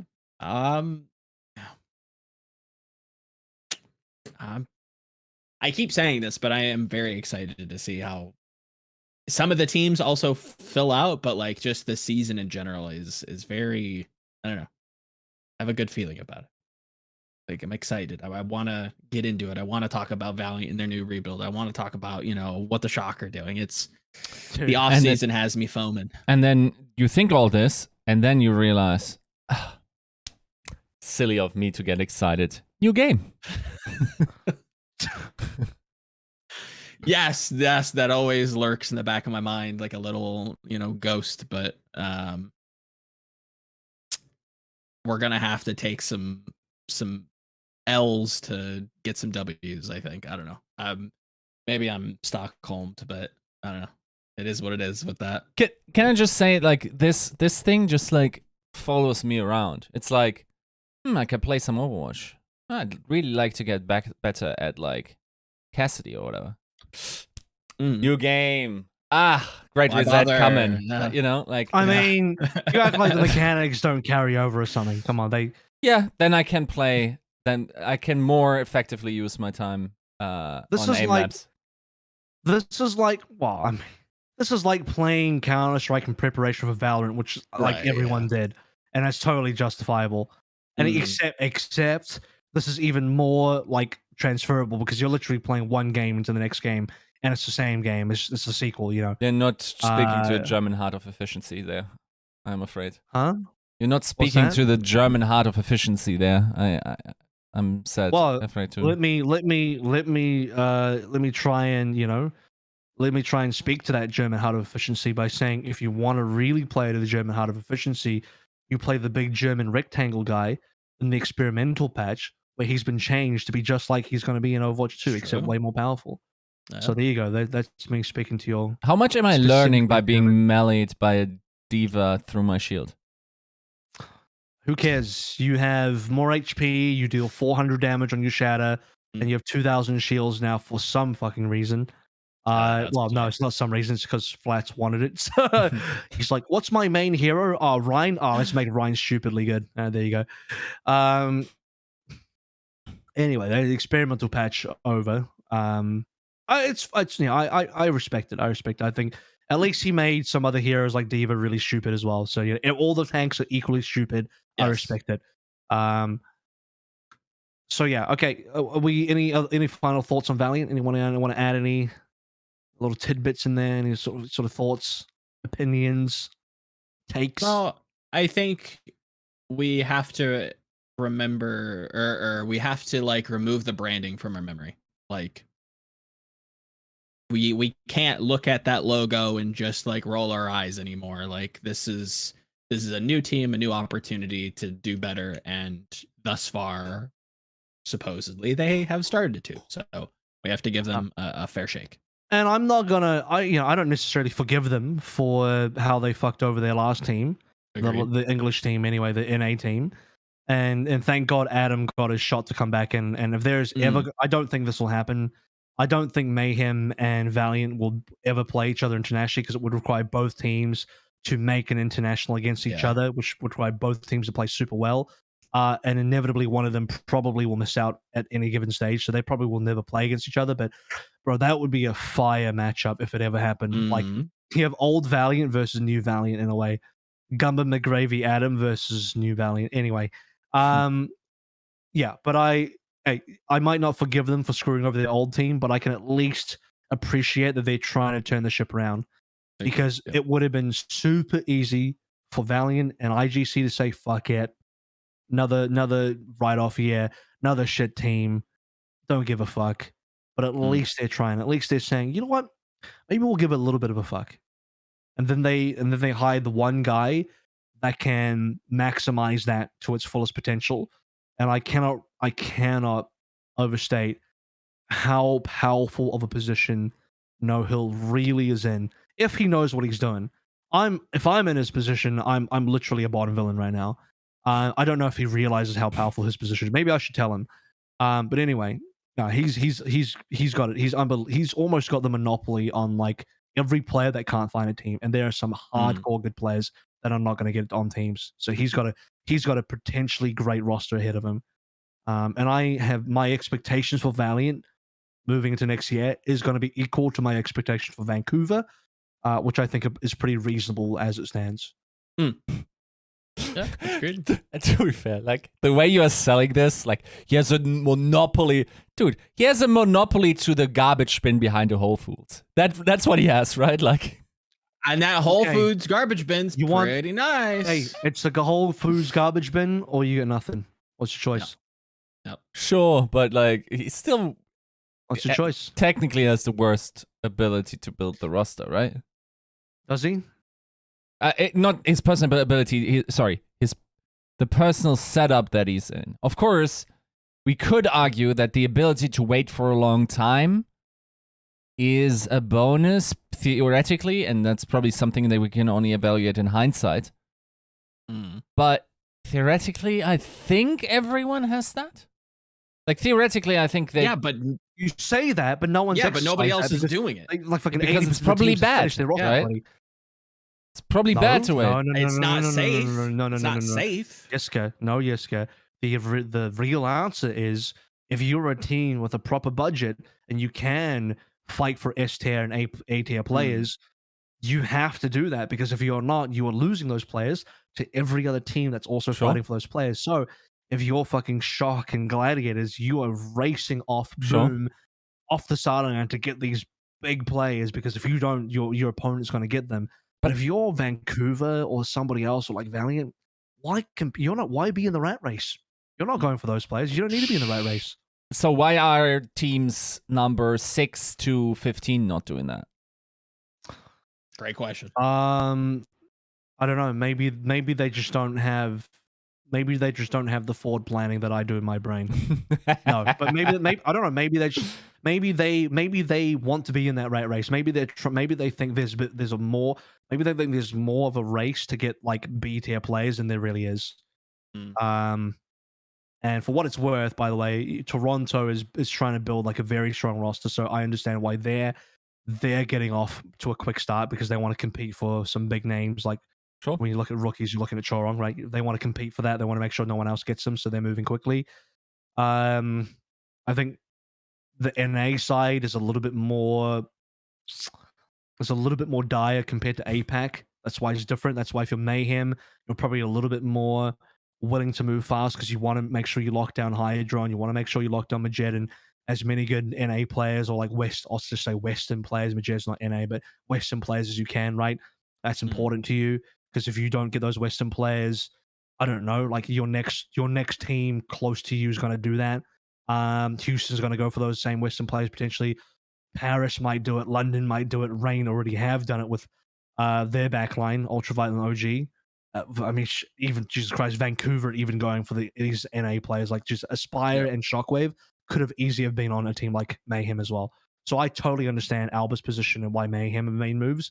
But if you're an APAC, bro, you have an embarrassment of riches. All these fantastic Korean players that are not getting on teams. I'm seeing these tweets out there, like Xe and Ardo saying, "Give me one last chance," and I'm like, okay, I look at the teams available. To be fair, Xe is probably not going to go to Valiant because they already have Dia, assuming they get Dia. Yeah. But hypothetically speaking, you look at the teams, you're like, well, Shanghai's full, Seoul's full, Fusion is a potential landing place, New York is maybe a landing place, Chengdu's fucking full, Guangzhou and Hangzhou Spark have their teams already as well. It's really just Valiant, Philly, and New York. And Philly and, New York might want to go for more expensive players. All right, Valiant. I'm Valiant. I'll take the cutoffs, because those cutoffs are guys, again, like Ardo. If Ardo is a fucking cutoff, I'm laughing to the bank. Yeah. Not an awful team. You're paying near budget minimum quite literally possibly the lowest paying salary team. Again, assumedly. And you're at least staying competitive. Again, not tournament winning, not title, nowhere. You're not sniffing titles, but taking games here and there, punching up. Yeah, it's not the goal. It's value. And No Hill's in a position to score big in terms of the value that he can get in the back of that Whole Foods dumpster. Keep in mind, there are other players for other, like, Philly's still out there, right? Like, they're still hunting. Philly and New York are out there. Agreed. And New York has been connected to some of those agents, right? Like, we can subtract some of the free agents from our list, but I think like at least they probably will be competing with Fusion a decent amount. I would say those two teams are probably fighting over players. Yeah, this is what I'm saying. Is like, maybe I am Valiant and I lose players to New York and Fusion. Okay, so my first and second choices are gone to New York and Philadelphia. My third choice is still really good, like really, really good. That's why, like you're in a it's an impossible to lose situation because there's so many good players there that even my third best option, my fourth best option is still fucking good. Yep. Let's be clear about something. New York and Fusion, they're not taking any man. So I got them under lock. I'm the only good team that will give him. There's a couple safety nets there. Zero chance they take it. There's zero chance they take him. So he's mine. Yeah. But even if New York and Fusion do take Ardo, all right, you're gonna take Nice? Nope. You're gonna take Tube? Again, maybe you take Nice. You're gonna take Teru as well? No. I got options. All probably gone. I get all those gone. Ardo's gone. I still got Nice and Teru available. I'll take one of them. Not horrible. You know? Those are players that can win games. Still reasonable players. Like I'm not sad about any of that at all. I'm shedding no tears for that. That's fine with me. And if you can actually benefit from gleaning as much information about this new game as you can, those players maybe evolve into maybe a B+, maybe an A-. Ooh, right? Like, yeah. The more that we kind of talk through it, the more I'm like, yeah, maybe Valiant might be all right. They have a lot of opportunity here. Whether or not that it activates, but I'm this close to being a GM of a team one day. I got it figured out, man. I got it figured out. I know how to build these rosters. You just gotta like people. I think you just gotta know like who has the power in the bargaining situation, and No Hill being like the final bastion. Like, mate, this is the last stop on the bus ride. This is the last stop on the train ride. Either you're taking this or you're not taking. You're getting nothing, and that's a powerful position to be in. Yep. Yeah. Great. Right. Look at this. To Gable Sheet, Cliston, FaZe, all available. Gargoyles available. Oh, I've just named like fucking 5 players. Even if you took 4 of those away from me, my 5th best option's still good. Holy shit. I'm fucking winning out here. Think about it. It's unbelievable. You do be having a point. The thing is, yeah, it's not winning. Yeah, the thing is, like, yes, these guys are decent. They're not trash cans, but like, are they able to keep up with the rest that is already in the league? Who cares? You're not trying to beat Shanghai. You just want to beat the 2 Joe teams. Yeah, maybe try to punch up to Philly, and that's it. Are you though? I'm not sure. Why not? You can be competitive, but I genuinely think that. I mean, it's hard. It's not hard. It's not hard to do better than 0-16. Yes. Yeah. It's not hard. Sure. Yeah. No, I'm just saying. Your bar like, is so abysmally low that anything is better. Sure, like better, yes, but like I'm just skeptical if the percentage points that you're losing on these B tier players aren't significant enough to just like still keep you in the absolute bottom cellar. Maybe, but look, if the team's at least competitive, that's enough for me. I just like, I mean, I'll speak to my personal POV. I don't want to be watching Valiant games where they're a complete joke, personally. Yeah, that's what I'm looking at. I want to be looking at games where a Valiant game is actually competitive, and maybe they still are a bottom team, but shit, at least those games are interesting. Yeah, at least those games are not write-offs. No, like you should have had You should have never been more sure that a team is going to lose than the LA Valiant. Like Shanghai Dragons was a better team in relative terms of how they performed in season 1. Just look at the map win rate, right? Like it's vastly worse than whatever Shanghai Dragons did in season 1. So yeah, I mean from that point of view, like they were sort of saved by the format by not having less regular season games. I think that there is not even, it never got close, right? Like even the Philly map that they got, whatever. Like it's still smooth sailing, right? And yes, from that point of view, yes, you're very much improving, but especially like with Hangzhou and Guangzhou realizing that their approaches don't work. Yes, you can still be skeptical, especially towards Hangzhou. Hangzhou,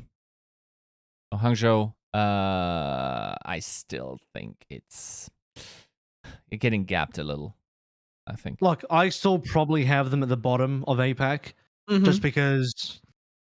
I mean, we'll see what the roster looks like, but you know, sure. I'm just saying, like that bottom gap isn't like a tier in its own. Like, Jesus, they're so bad that they're in their own like shit tier. Yeah. It's in the same bottom tier where, like, they can absolutely threaten games off of teams that are not ready. Yeah, that's where every team should be. I mean, that's the same boat I have. I have Paris, London, Boston, Vancouver, all in that same boat. Yeah. There's no shame in it. That's if you're there, you're at least competitive, and that's all I want. Yeah. Yeah. Okay. Yeah. For that, it should be enough. Yes. All right. Well, you know it's a good day when you've convinced Yiska. Okay. We're gonna dive into the free agency pool. I'm glad we talked about Valiant for nearly 40 minutes. Worthwhile because we hadn't talked about Valiant at all. But free agency pool now for real. Let's never do that again. Where do we think?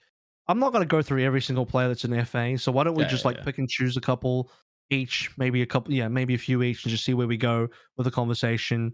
Who is this player? Should they get in? Are they being snubbed? Are they overrated? Are they underrated? Whatever you want to talk about. Anyone want to start? Can you guys catch me up? Is SADO linked to anyone at this point? Not that I know of. I don't know. That's criminal, dude.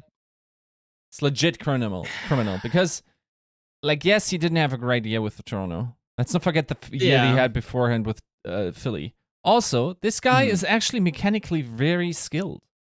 Like, I don't know, like from the main tank players, I feel like he has one of the better chances to transition. Get him on the Valiant. Get him, no, get him.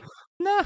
I've got to assume that either Philly or New York are probably Philly talks, reunion would probably make sense, both. Even if those aren't the case, and we're just looking at like main tank like values in a bubble, like it's not easy, right, to have a main tank go around. Yeah, I agree. I've tried to defend SADO as best I could in the past. Like I genuinely thought he was a good player. I don't think Toronto's performance was very indicative of his skill. That said, it is a main tank though. That's tough. Is it? Teams are typically getting one main tank, one off tank.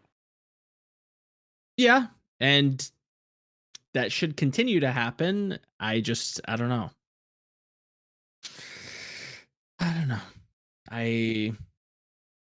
Are they all kind of bought up? Let's see. I think SADO is one of the prime FAs on the tank. There's so many good main tanks that are free agents, actually. So many. So yeah, I just who would you? I just are there any Contenders Korea ones that would be rookies that you think are worth looking at? Let me take a look for a second. There are also so many good, just generally speaking, veteran players, non-rookies available that I mean the rookies are all underrated. age for the most part. Like you got Ballestery from T117, Jimbin and Max 16, 17. You know, these guys are so young. Yeah. And then when you start going beyond that, like who you're really looking at, like a Yahoo who's 21, but I haven't been super impressed with Yahoo. Like he's been good, but not like I wouldn't take him over SADO. You know, I wouldn't take him over. Like I wouldn't even take. I don't think I would take him over Stand One. You know, like it's just Django is still available. Come on, guys! Like there's so many good main tanks available. Yeah, no, I don't disagree. It's especially we will see what the value of that main tank will remain. I think you definitely need to be set up for your tank player to play one. I also think is Gaboshi linked to anyone at this point? Nope. No, I don't think so. I don't know. Gargoyle to you, Kyokyo, and Gaboshi is nuts, right? Like again, yeah, that's deep. You can take your pick. It's not bad. Yeah, that's deep. I don't mind that at all. I think flex support might be a little bit of an issue. Really? Yeah, I think so. Like, who are you going to get? Crimso, Finn's gone. Con, shoot.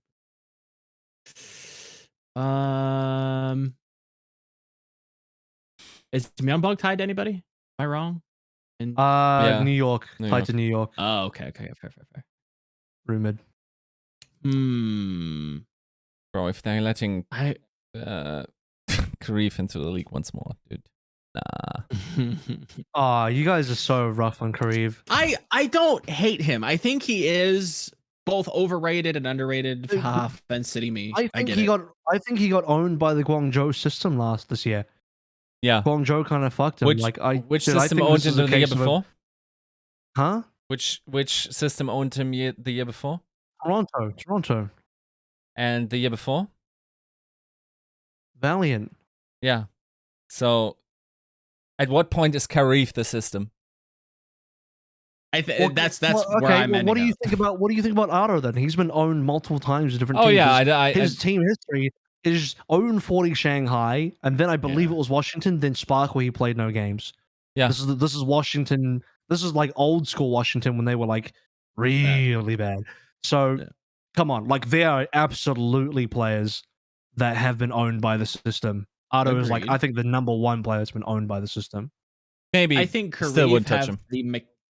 The mechanical skill. Karif has the mechanical skill and has the potential to be like a fixture that you build around. You have to make sure that you're incorporating his whole repertoire into like say that again. I said just Anna then.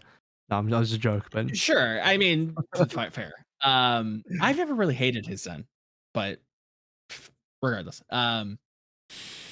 yeah, I think you could, but like he needs to be signing one, and everybody else needs to be like chummy. It gets on the same page. I don't know why. I agree with Yiska in the sense that like he just doesn't do it at the top level, but I think he can still perform for like a team looking for value. But yeah, he has to be like a fixture. He has to be like the guy you build around. Does he? You don't think he can just come in and fit into a team? Nah, I'd rather if that's the case, then I'd rather just gamble on a rookie. Like a Korean rookie.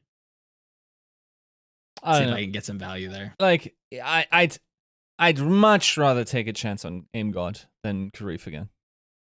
Yeah. That's fair. I mean, I think Aim God's reasonable. I think it's a good enough pick. Is Bebe around? I'd take Bebe. If he's around, if I can't get Kariv as signing one to build around, then I'd take Bebe. Oh, this is just like a list of ex Washington Justice flexibles. You got Aim God in here. You got Bebe in here. That's probably it, but still. How do we pronounce his name? Quasit? Is it Quasit? Quasit, yeah. What about him? It's a good rookie. Good rookie. Mm-hmm. If you want a rookie option, he's probably the good rookie option for you. Take him. So that's there. Okay. Half is a rookie option. I think Quasit is a little bit higher on my list personally.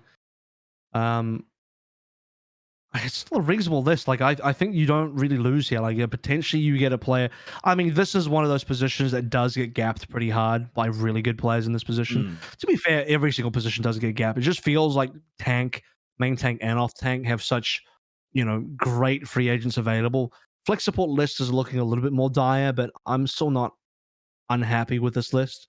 Main support, not as many Korean or Chinese players, but still reasonable. I think the number one player to talk about here is actually Moth, where Moth is probably the best player on this entire list, outside of like maybe a DM that doesn't have a team. If I'm Moth, So I'm Moth. I have the ability to get a elite university degree. I'm a 2-time champion. Am I going to the LA Valiant for Min, bro? No. I don't think he's gonna. No, I mean he's not a Korean or Chinese player. Oh, is that the? Sorry, is that the limitation? It needs to be Korean and Chinese. Could they not be international? I think. I thought you were implying that by bringing him up. Sorry. Well, I'm just saying. I'm just repeating what Halo said, but at the same time, like, right. I mean, I think you got to be smart about it. I don't know if it's really how easy it's going to be introduced a Western player into an Asian team in China on the Valiant. I don't know. That sounds like to be fair, a step too far. Point still stands. The teams that are still capable of picking up Moth probably aren't going to pay big time for him. So I think it is very. It feels like his character is very much like he just like follows Snillo into the forest. We wouldn't hear much about him, and like he just like Where do the next should thing. he go? What is the most ideal landing place for Shock right now? For Mr. Moth? Let's see. I have the answer. It's Shock. But aside from Shock, who else needs a main support? Florida need a main support. Yeah. Which we're assuming these teams are going to get a main support. Yeah. I wouldn't hate him on Mayhem. I think that would be. I've always heard that he's like this big. Vocal maybe isn't the word, but like he's the arm of the coach. This is definitely something that I've heard kind of repeated, that he's vocal in the sense that like he just rattles off shit that the coaches are saying and like can keep everybody on track, like logistically speaking. And I think that could pair well with some rookies. Like, maybe there's some intangibles there. Yeah. I know that hero pool wise, and correct me if I'm wrong, and I feel like I'm wrong in saying this, but like, was his brig not kind of a little suspect? Maybe a little bit. There was something about his hero pool that was a little shaky. No, the problem with the hero pool is that Skewed was on the roster, and Skewed ended up being the best brig we've ever seen, apparently. So, okay, fair. I mean, when you're competing against that, I mean, it's pretty hard to compete against that when it's a brig Zen meta, and you're playing with one of the best brigs ever. Yeah. So unlucky, I guess. Then I think if that kind of is just dead in the water, like that idea of like hero pool instability, if that was just more playing behind somebody who is just genuinely like a diamond in the rough, then I think Florida would be a great fit for him. I think that's solid. The only other options realistically are London, who don't have a main support, and who else don't have one? Houston, Philly. Houston have two supports already. Philly's a Korean team. Yeah. So that's not going to work. We're assuming the Asian teams are not going to get a Western player because it's just a bridge too far. Yeah. Sure. That includes New York. If they want to travel right now. To be fair, if I'm Moth and I'm getting that offered, maybe it's a good life experience to just live for half a year in Korea. I think that's something I'm entertaining. He'll take it. The Fusion offer him. I'm sure they both shake their hands on that deal instantly, but are you trying to travel right now if you're Moth? I don't see it happening. Dude, again, it comes down to, do you want to play in the league or not? Do you want to play in the league or not? We're in a situation where, like, as much as XE says that he wants to be on a Korean team or an Asian team, if fucking a Western team comes knocking on his door, he's saying yes. Let's just be real about it. If Defiant knock on his, I mean, obviously Defiant because they're paying a lot of money, but if like, I don't know, if Paris knock on his door, he probably takes it at this stage. He wants to be on a team. If Moth wants it badly enough, he'll fucking take it. He'll take it. I'm not saying he'll join the Valiant, but like he might take a Fusion offer because Fusion have taken Western players to Korea before. It's not out of the equation. It's just feels unlikely because if Fusion wanted to go for a mixed roster, they could have kept any of their Western players, but they kept none of them. Is the only reason we talk about it in this fashion. Yeah, no. I will say, like, Moth just strikes me as a person that probably doesn't just like want to hold to his playing career. Like, even if it means being one of the, he doesn't. Yeah, I think he has seen enough. I think he also has enough options outside of a playing career, unless he really, really likes it. I don't think. I guarantee he's got a coaching career ahead if he wants to. Oh, yeah. I guarantee. I thought that as well. I talked to DePay about that, and he's like, he says like the way he conceptualizes coaching, Moth is maybe a little different on that. It's like he basically answered the question like I said like, yeah, Moth seems like the type of player that would easily transition into a coaching role.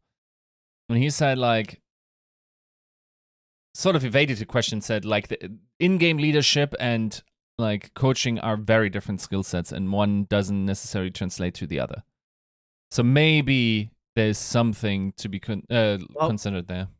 He'd have to learn it. He'd have to learn it like every single other player turned coach said to learn it, is all I'll say on that. It's not like a negative or a positive thing. It's just sure. kind of whatever. But yeah, I don't see too many realistic landing spots. I think Shock is the most realistic landing spot. He's familiar with Shock. They're familiar with him. They're lacking a main support. Outside of that, it's pretty much just Houston. Because I'm not seeing other options outside of Houston. Well, I did say London, didn't I? But London would probably be his third choice out of the three if he could choose. So yeah, I don't know. I think the main thing comes down to, at the end of the day, do you think Moth cuts on a team for next year or not as a player? Don't think so. Unless it's I don't think so either. No? Yeah, it's looking slow. I would say this. He will get on a team if and when the teams get access to Overwatch 2, they play the game, and they realize main support kind of still good. And then I foresee either a Houston or a Shock giving him an offer. The reason why they're not doing it now is because Krusty's playing the game smart, Junkbug's playing the game smart. They got the team, they got the key pieces, they have their minimum 5 players. And what they're going to do is they're going to wait to play Overwatch 2, figure out what piece of the puzzle are missing for the team, and sign players accordingly. There's no rush right now to sign a main support when you don't even know how relevant they're going to be. And by the time you do need a main support, maybe there's a bit of a fight over it. But fuck it, there's FD God's available, Moth's available. I mean, FD God's not even on this list. Sanguinar doesn't have a team, you know? Yeah. So, I mean, there's still options. Yeah, I don't think it's like that. I think it's that. I don't think any team should be too pressured to sign a main support currently. Yeah. I don't feel, so I think the chance for Moth is still pretty high, actually. I still think Moth has got a pretty high chance, personally. Yeah, I mean, the chance of getting into a team is probably pretty high if he wanted to. I just question if someone of his stature as a player should want to. And also, like, person with outside options, I guess. That's the only contrast I see. Does Xe make it onto a team? Is a big one. Probably. Any team, by the way, any team that needs a hit scan. So not limited to Asia, could be NA as well. I mean, slots are open there in that role anymore. I'm not sure. It feels like they were pretty full, right? Let's have a look. Atlanta closed. Boston most likely closed. Yeah. Chengdu out of the question. Fuel out of the question. They're 4 DPSs. Yeah. Mayhem out of the question. I'm going to say Guangzhou out of the question. Spark out of the question. Outlaws could do it. Outlaws do have a additional space for that if they really want. Okay. Glads and Spitfire probably no. Valiant, I'm going to say no because Dia is there. If Dia is not there, I think Xe is my number one choice. If I'm no hill and Yeah. I'm not getting Dia, Xe is my number one choice. Excelsior, nope. Flora is there. Eternal, nope. They're pretty much full. Fusion, nope. They got 2 hit scans already. Shock, no. Dynasty, no. Dragons, no. Defiant, probably no. They got Hisu. Titans, no. Justice, no. So with that, who did I say yes to? I had Valiant with a big asterisk. I had Houston as a potential. And that's it. Is it That's just pretty Houston? much. Yeah. Wow. Just Houston. Yep. Fuck. Yep. There's not that many. Hang on. Or a Defiant that really wants to bankroll. And the Defiant says, you know what? We're going to get double hit scan and a flex. Sure. And then that's a possibility. Yeah, no. I think there's room for teams to distinguish themselves in terms of the proportions that their roster is taking. Maybe you can gamble on like needing two hit scans, right? At the same time. Sure. Something like this, right? Not unheard of. I mean, New York could even do that then. They with Flora Yaki, could you maybe fit another hit scan? I mean, Yaki's technically a flex. Teams have been a little bit strange. Some teams go double flex, some teams go double hit scan. Probably more teams are going double flex actually than double hit scan, if I'm going to be real about it.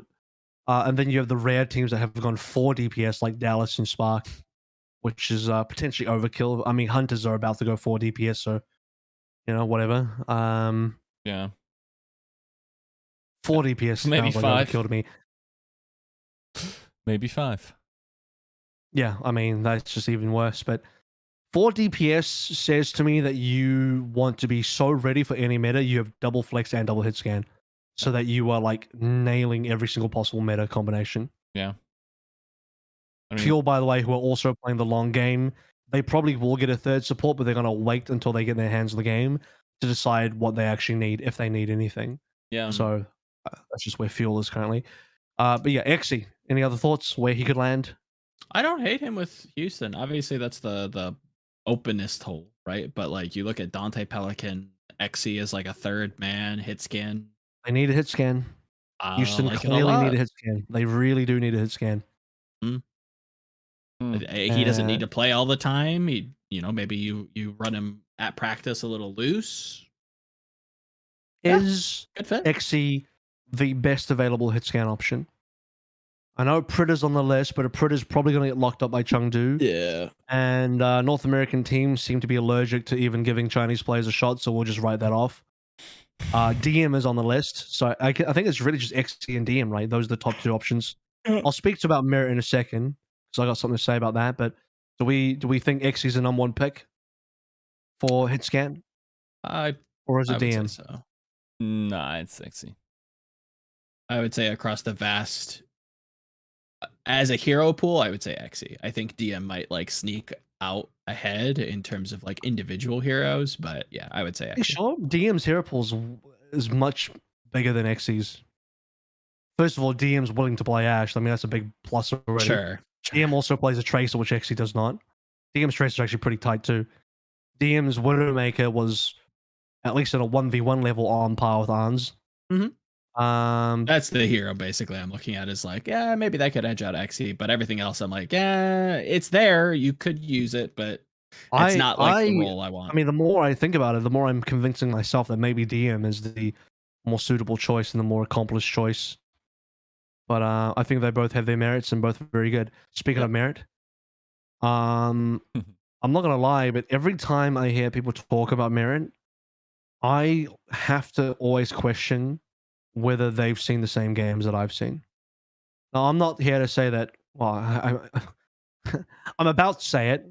This is what it sounds like. It's about to sound a lot like I'm saying Merit's overrated, but maybe he's a little bit overrated because I think people rate Merit super, super high when I've casted this guy for over 2 years, nearly 2.5 years, 2 seasons, 2 years, not 2 seasons, 4 seasons, 2 years of contenders. Pacific Showdown when he was playing in China, playing for LGE Huya at the time, Chengdu's old academy team. And I've seen this guy's career. I've basically seen every single game, every single relevant game this guy's ever played in his entire career. And I think he's good. But like he gets gaffed by other players like his entire career. I've never looked at Merit and being like, yo, this guy is fucking crazy. This guy is like he's top. He's top. He doesn't gap other people. He gets gapped by people all the time though. That's just my experience casting him. Okay. Maybe some of it wasn't fair because one of the players that gapped him was Proper. And before people were like, well, obviously Proper, this was Proper and Hit Scan. Yeah. To be fair, Proper plays everything. He's Hit Scan and Projector are both elite. But Proper gapped actual Hit Scan players on Hit Scan, and he's apparently a flex player. I don't know how the terminology works anymore, but that was one of the gaps that happened. Then Proper and Merit played on the same team, and Merit took over the Hit Scan, and Proper went over to like pure flex. Merit looked good. I don't think his Sombra was that great. His best heroes are going to be Cassidy Ash. His Widowmaker is not even that good. Like you need to be like a really competitive hit scan. Like right now, I don't take Merit over either XC or DM. I take DM and XC 100 times over Merit currently. Yep. I just think people like very highly rate Merit. They bring his name up like, no, people, I can't believe Merit's still a free agent. I'm like, I can. Yeah. Am I the only one that can believe that? Like, what's wrong with me? Yeah. Probably not. I will say, and I have to admit, I haven't watched it nearly enough in order to have a good understanding of him as a player. What's his like best hero? Probably it's a tie between his Cassie and his Ash. It's one of those two. Right. Yeah. Right. Yeah, we'll see. I mean, they've been good. There's a possibility that those will be in high demand come Overwatch 2, right? Like, so we'll see. I don't even think his Ash was as good as Kilo, his own teammate. This guy wasn't even the best hit scan. He was a dedicated hit scan on his team for O2 Blast, and he wasn't even the best hit scan on his team. He was probably the third best hit scan on his team behind Proper and Kilo. Like the other two DPSs on his team, in my opinion, had better hit scans than Merit, and one of them is a fucking flex player. And again, not to understate Proper's ability, because Proper's an actual freak. And it's just not fair having Proper who can just be elite on both projectile and scan. But yeah, Merit is probably better than Easy Khan, but that's not like a huge thing to be proud of. I think Easy Khan's good, but you should be better than Easy Khan. Probably not as good as MN3. I take MN3 over Proper, not Proper over Merit. I don't take MN3 over Proper. I take Proper over MN3, obviously. Okay, and then Merit's probably better than like the middle of the table teams. Like he's probably better than Hidden. Cool. He's probably better than Babel. All right. There's actually a world where maybe he was better than Gurio, but Dallas really like Gurio. I don't know. I trust. Look, if Rush likes Gurio, Rush likes Gurio. Yeah. I'm not going to try and tell Rush that he like if Rush thinks he's seen something good he likes. Hey, I back that. Yeah, I'm in Rush's corner there. Whatever Rush thinks is good, I'll just trust it. I'll give him that. Bad idea to bet against him.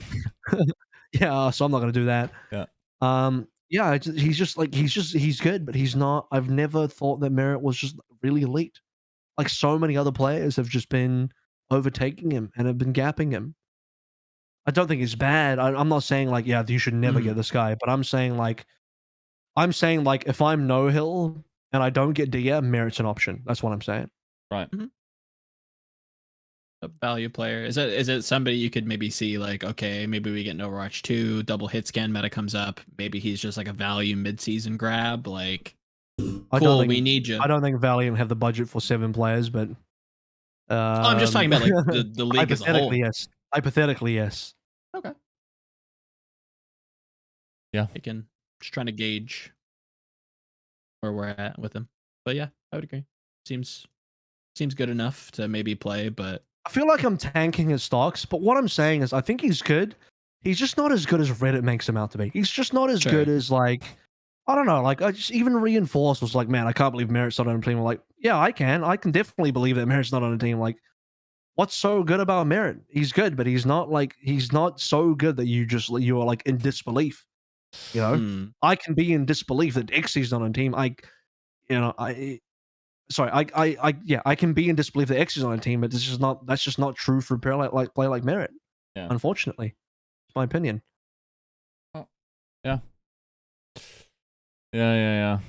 I mean, we'll see. We'll see. I think there's definitely something to be said about like the value of people with certain, like for instance, this season we said it before. Like hard hit scan was probably never worse than this season, right? Other than it's season 2, of course. Sorry. Except Goats, yeah. Yeah, except Ash Goats. was still pretty good for like half the year, half the season maybe. Mm-hmm. It definitely fell off. By the Yeah, end. and it didn't feel like the difference-making hero, if that makes sense.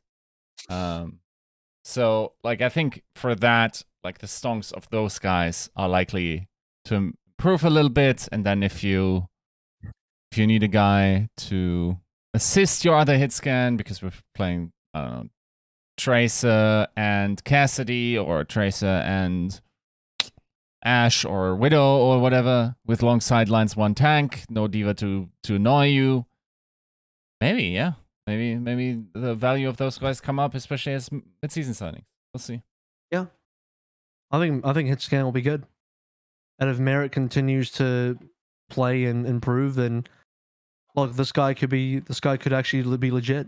You know, hey, I'll tell you what, Yiska, you've talked to, met with, and really seen what players with the number 1 in their name can do recently, huh? Merit's got the number 1 in his name. That's what I'm saying. Perfect. So possible. Yeah. To be fair, this year's meta didn't help him. This year's meta did not help him. It didn't help Kilo either, to be honest with you. Which is why if Kilo didn't get picked up in the offseason, I also wouldn't have been surprised. Most of the hit scans probably didn't have a great season this year just because the meta didn't help them out. Yeah, for sure. A little unfortunate. Yeah, I'm a little concerned for teams that only will pick up 2 DPS players. A little concerned. Sometimes it's a cost. Who else is on this list?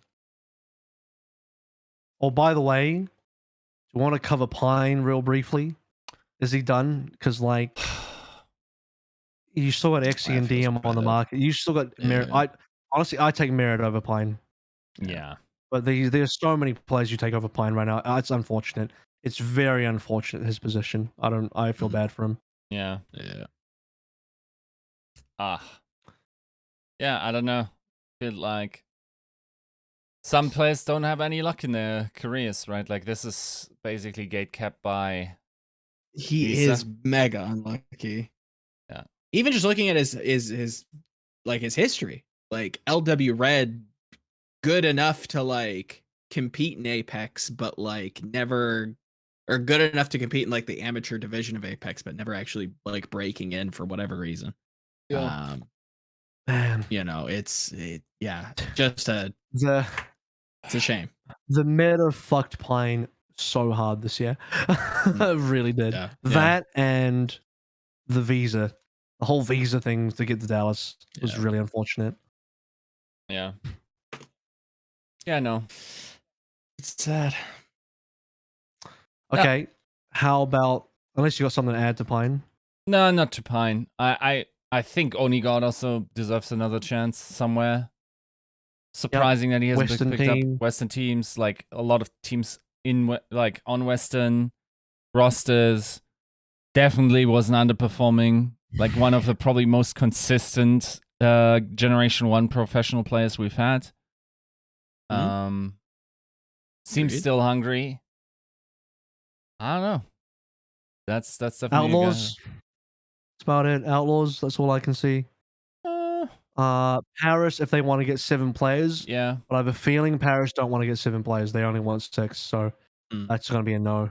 Also, if Paris wanted to keep Onigod, they could have just done that. They didn't do that. So you're not going to have competition on him though, right? Like you don't probably don't necessarily, and even if you do, then you just go the other Korean player if you wanted a second hit scan, and just like, I mean, you already got Glister. You sort of like prove to yourself that there are bangers for you to grab just from the ripe tree.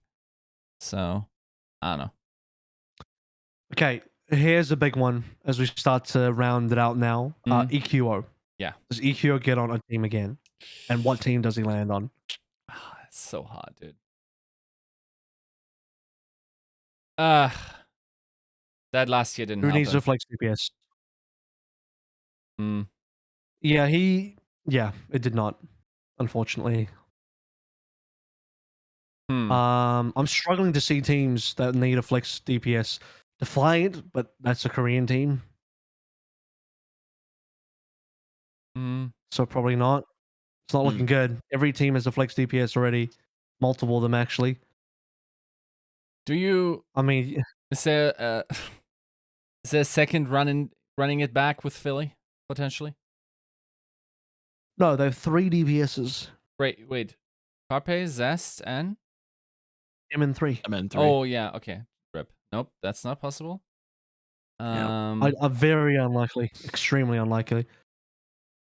I think Boston, if they want another DPS, but I think Boston are finished. Ooh, They have 7 players. They have enough. Nah, dude. With Valentine? Nah, dude. For the same reason that you like don't store Coke and like Mentos in the same I'm not understanding the analogy compartment. You don't keep EQO and Striker in the same team, right? Right? Why? Is this something I don't know? Is this something I don't know? Is it? I mean, it's probably one of those just talked about, right? Like, don't want to. I'm not sharing any additional information other than what is already out there, right? But so you're saying maybe personalities clash might. Seems we'll save that one. We'll save that one for the After Dark podcast that no one knows about. Yeah. That definitely exists, guys, by the way. Gladiators, except it's very heavily rumored that they've already locked down their 3rd player, and it's not EQO. Can't be New York. Unlikely to be Eternal. Paris have 6 players. I don't think they go 7. I mean, Shock if they... No, they don't need him. They don't need him. No. If Shock want to be greedy, Shock don't need 4 DPS. They need another tank is what they need. Yep. Definitely not Seoul, not Shanghai, not Defiant. It's just time. Right, he can't even get... It's like Defiant would have been a great place, but it's full Korean. That's it. It's done. I can't name a single team. I cannot name a single team except for Uprising, and apparently that can't happen anymore. And also, I don't think Uprising get 8 players. I think Uprising stick with 7. So, yeah. I don't see a landing spot for EQO, sadly. That's quite unfortunate. Yeah. Huh. Yeah, it would be the sad. Death of an era. I think like he has... I'd kind of like him to be on my team if I think like the new game is going to change a lot. I think he's a very intelligent player that probably would have a pretty quick turnaround on many heroes. So yeah. Also, this is kind of weird to say. I think the meta screwed him as well, but that's weird to say because he's a flex DPS, not a hit scan. And most flex DPSs like flourished this year.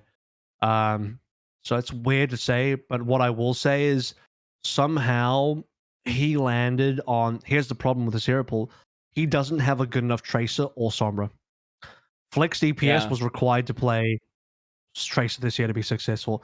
And the Flex DPSs that could do that were very successful. Fledder, Leave, like at Profit even. So if you don't have an elite Tracer in your Flex DPS pool, you're not a good enough Flex DPS player. That kind of fucked him over. He ended up playing mostly Sombra this season. I casted a lot of his games, and his Sombra was like okay, but like compared to like the really good Sombras, it just wasn't good enough. Yeah.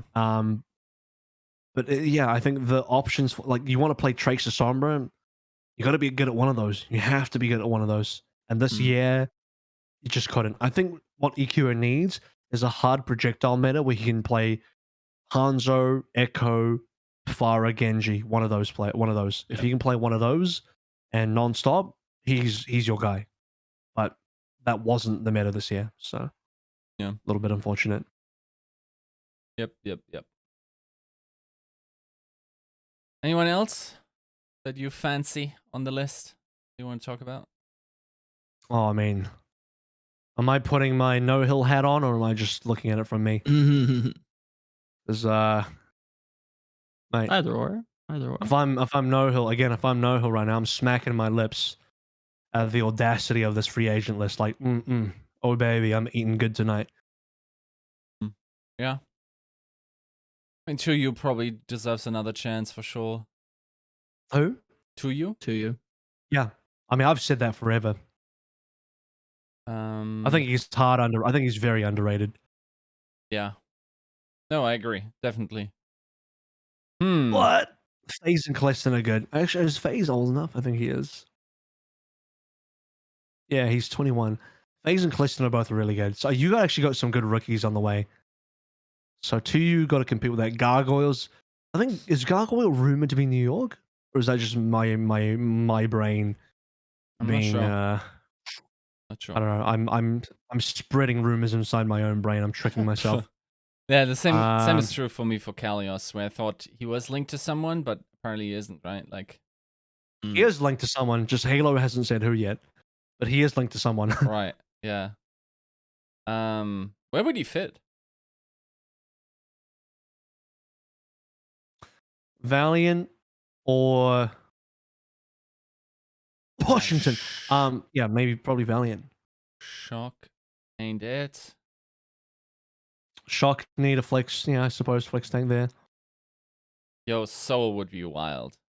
Don't even be insinuating as much with your slick cursor there, Eric. Like, nah. That would be wild. Soul? The thing is, Yeah, I think okay, so Colors actually really ran it back for me. Like, of course, he had a little bit of a problematic reputation. Who did? Sorry, who did? Kalios. Oh, yeah. Had a little bit of a problematic reputation before, like how he parted ways with past teams. But this season, like, New York seemed to... Wait, okay, apparently Kalios makes me run through puberty again. But he clearly made a big difference to New York's structure, right? Like, they seem to be only able to show glimpses of their potential once he was there. I remember having an interview with him. He was pretty well spoken, like, seemed humble in what he was able to bring to the team, while others were saying, like, yes, his contribution was sizable. So, yeah, I don't know. Like, I'm not as skeptical towards Kalios as I might have been before this season. Apparently, he speaks Chinese. I mean, that's a good talent to have playing on an Asian team. Yes. So that helps. Yeah. To Chengdu?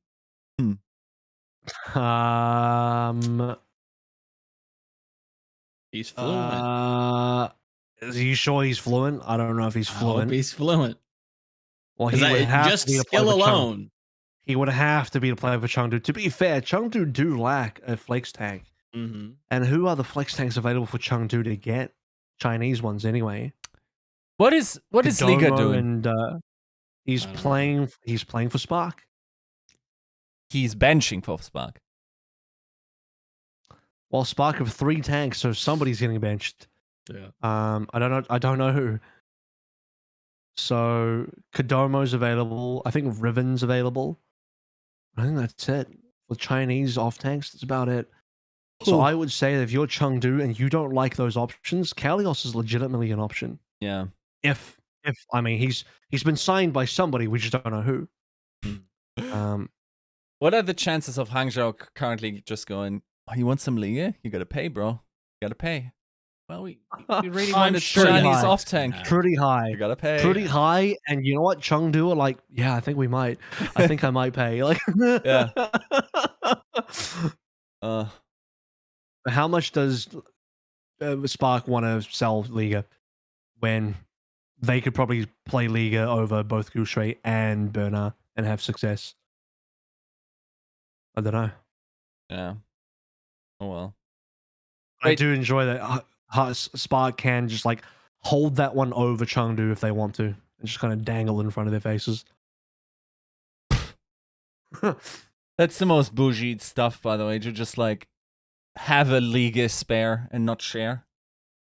Yeah. Like, and not share. I mean, trade him in for, I don't know, like what kind of like second row DPS does? Oh yeah, for Jimmy and Tower Cookie. There you go. Ugh. Yeah. What? I don't like that trade at all. No. No, just give me money. No, fuck no. Yeah, Just give me. I don't want your Pay players. me. Give me Pay money. me yeah. money. I don't want. Yeah, I don't want those players. I don't want He's- Tower Cookie anywhere near Now- my team. now, Thank okay. you. Do you? Okay. Here's the more amoral offer. I'm Spark. I'm going. Hey, Okay. Chengdu, you want some Liga, bro? And you're like, oh goddamn, I really do need a Chinese off tank. Yeah, I think I'd like some Liga. You know, I saw you still had an Aprita in your contenders team. You wanna trade, bro? Fuck. Have 4 DPS already. Yeah, no. What are you That thinking? doesn't- They have No. Pineapple retire Shy some. Alpha Architect. Oh, just retire some. like, they have fucking 4 DPS. Yeah, no. But like, there's a thing about regional pride or like being able to cross promote there, right? No. I mean, yes, like What do you the mean? fact that they did pick up Pineapple and Alpha Yi sort of speaks against that. Let's say this: do you think that discussion happened sometime this offseason before yes. Pineapple? I think it and Alpha happened Yi? last offseason. But that wasn't possible because Protest 17. Yes. Okay, so you're saying specifically for the Aprita Liga move? Yeah, No, Uh, I don't think so. all right, if I I'm bet they had Spark- trench coats on. Look, I'm gonna be real. Shy is a phenomenal talent and way better than a Brita in my opinion. Pineapple also goes toe to toe with a Brita on his best day. So if I'm Spark, I'm not like at all looking for another DPS. You've got 2 ridiculous hit scans on your lineup. You have 2 probably ridiculous flex DPS depending on how good Architect is going to be. Wait, So who's on Guangzhou though? Like, is Aprita not going to have a team, bro? develop Choi Se-hwan and Eileen. No, Prita's probably going to go with Chengdu, and Chengdu's Yeah, going to he'll- have to They'll bench. just pay out the ass. They'll probably just let go a couple players or bench a couple players. Like, I don't know. Yeah. Just two-way Katara cookie or whatever. Something. Hunters, their best move is to go Jimmy or Prita leave. That's their best move. Do we know if No, sorry. the Jimmu, Prita leave Mhm. should be their team. do we know if the maximum muster size has been decreased with like the reduction of 6 players to 5? Is it now 10 maximum, or is it still 12? Still 12? Okay, Eric says still 12. It's 12, yeah. Okay, then that's not a problem. Interesting. Just a problem of the pocketbook, but yeah. Hmm. They're cool with it. They're cool with it. Let them run. Isn't it absolutely crazy that some teams are going like, oh yeah, I have 12 players on my first team, and I also have a contenders team with 8 players, and other teams are going, let's wait till January with our 6th, bro. Yeah. It is bizarre, but yeah, I don't know. It's I think AVRL kind of hit the nail on the head. Like it's a budget thing. It's a like a goal. Like if your goal for this season is to like leap out into Overwatch 2 and become like a dynasty, then yeah, maybe it's worth spending the money. If not, then A la Sol. yeah. Or Or you Sol just is trying to become a dynasty. I mean, they're gonna need to be at some point, or that name is just like gonna haunt them. Oh god. But yeah, there is like a very polarizing like separation between teams that are like coming out big bucks early, and then teams like you said, just hanging out, chilling, and again, theming throughout this last section of the podcast. Is that necessarily a bad thing? I don't know. Don't know. Hard to tell. We'll have to see. So I guess there's only one player left to talk about, and that's probably Jangu of the big ones. Probably ended on Jangu, to be honest with you. But there's a few positions to land on. Don't know. Actually, Excelsior rumored to get Kellen, so maybe not. Fusion don't have a tank. Yep. Jangu on Fusion. I like that. Big fan of that move. Mm-hmm. Do you take him over SADO? Okay, well that's a coin flip. Either I'd be okay with either. SADO returns home, Jangu joins. Both okay with me. Outlaws don't have a tank player, but they also released Jangu. Well, they didn't renew him. They could have done that.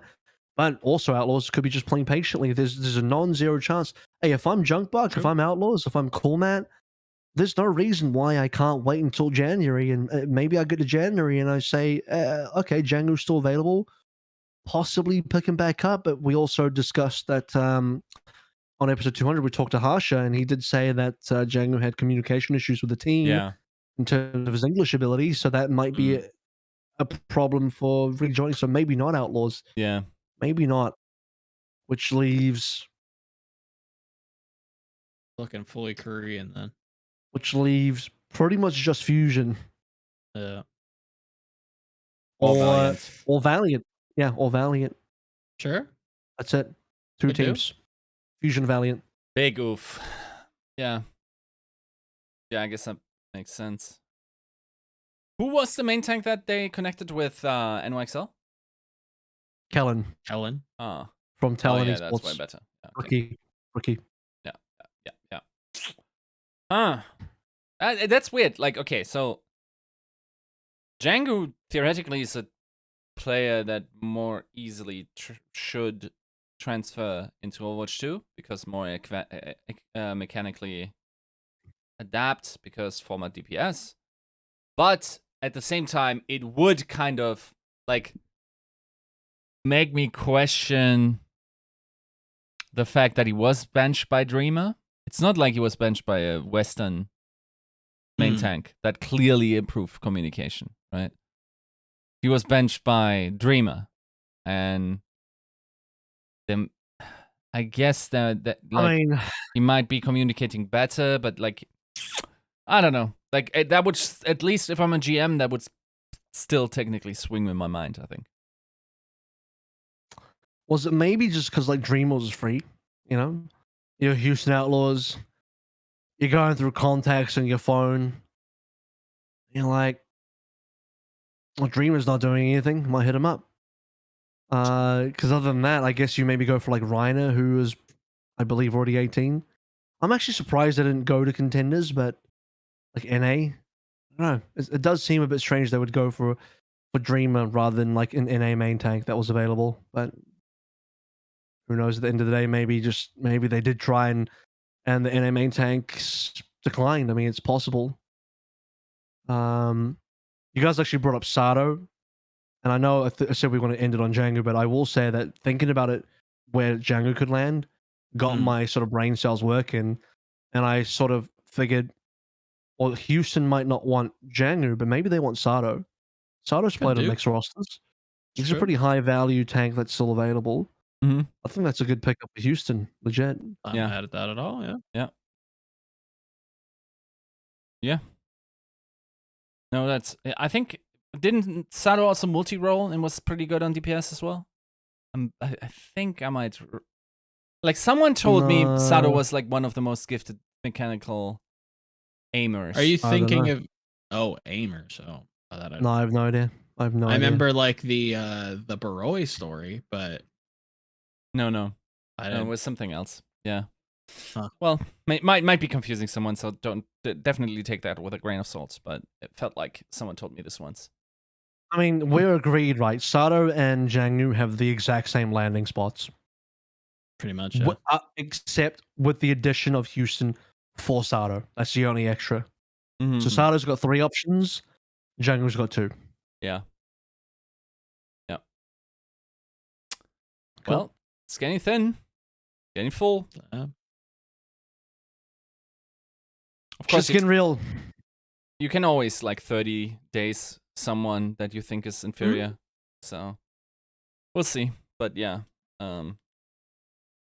definitely going towards the end. Unfortunately, because it was so ad hoc how we did all the players, we don't even have all the timestamps for all the players. So you're just going to have to listen to the whole segment to find the player you wanted to hear about. So just, you know what? Clear out like 50 minutes of just that segment. I'm sure if you're listening to this podcast, you're doing whatever you're doing right now, and Yiska's usually really good at finding out what you're doing in terms of guessing, and going for your morning jog, or you know, he do be good at guessing. Yeah, I've seen him play this. So yeah, that's it. I don't even know what are we going to talk about next episode. I don't know. We'll figure it out. We have a whole week to think about that.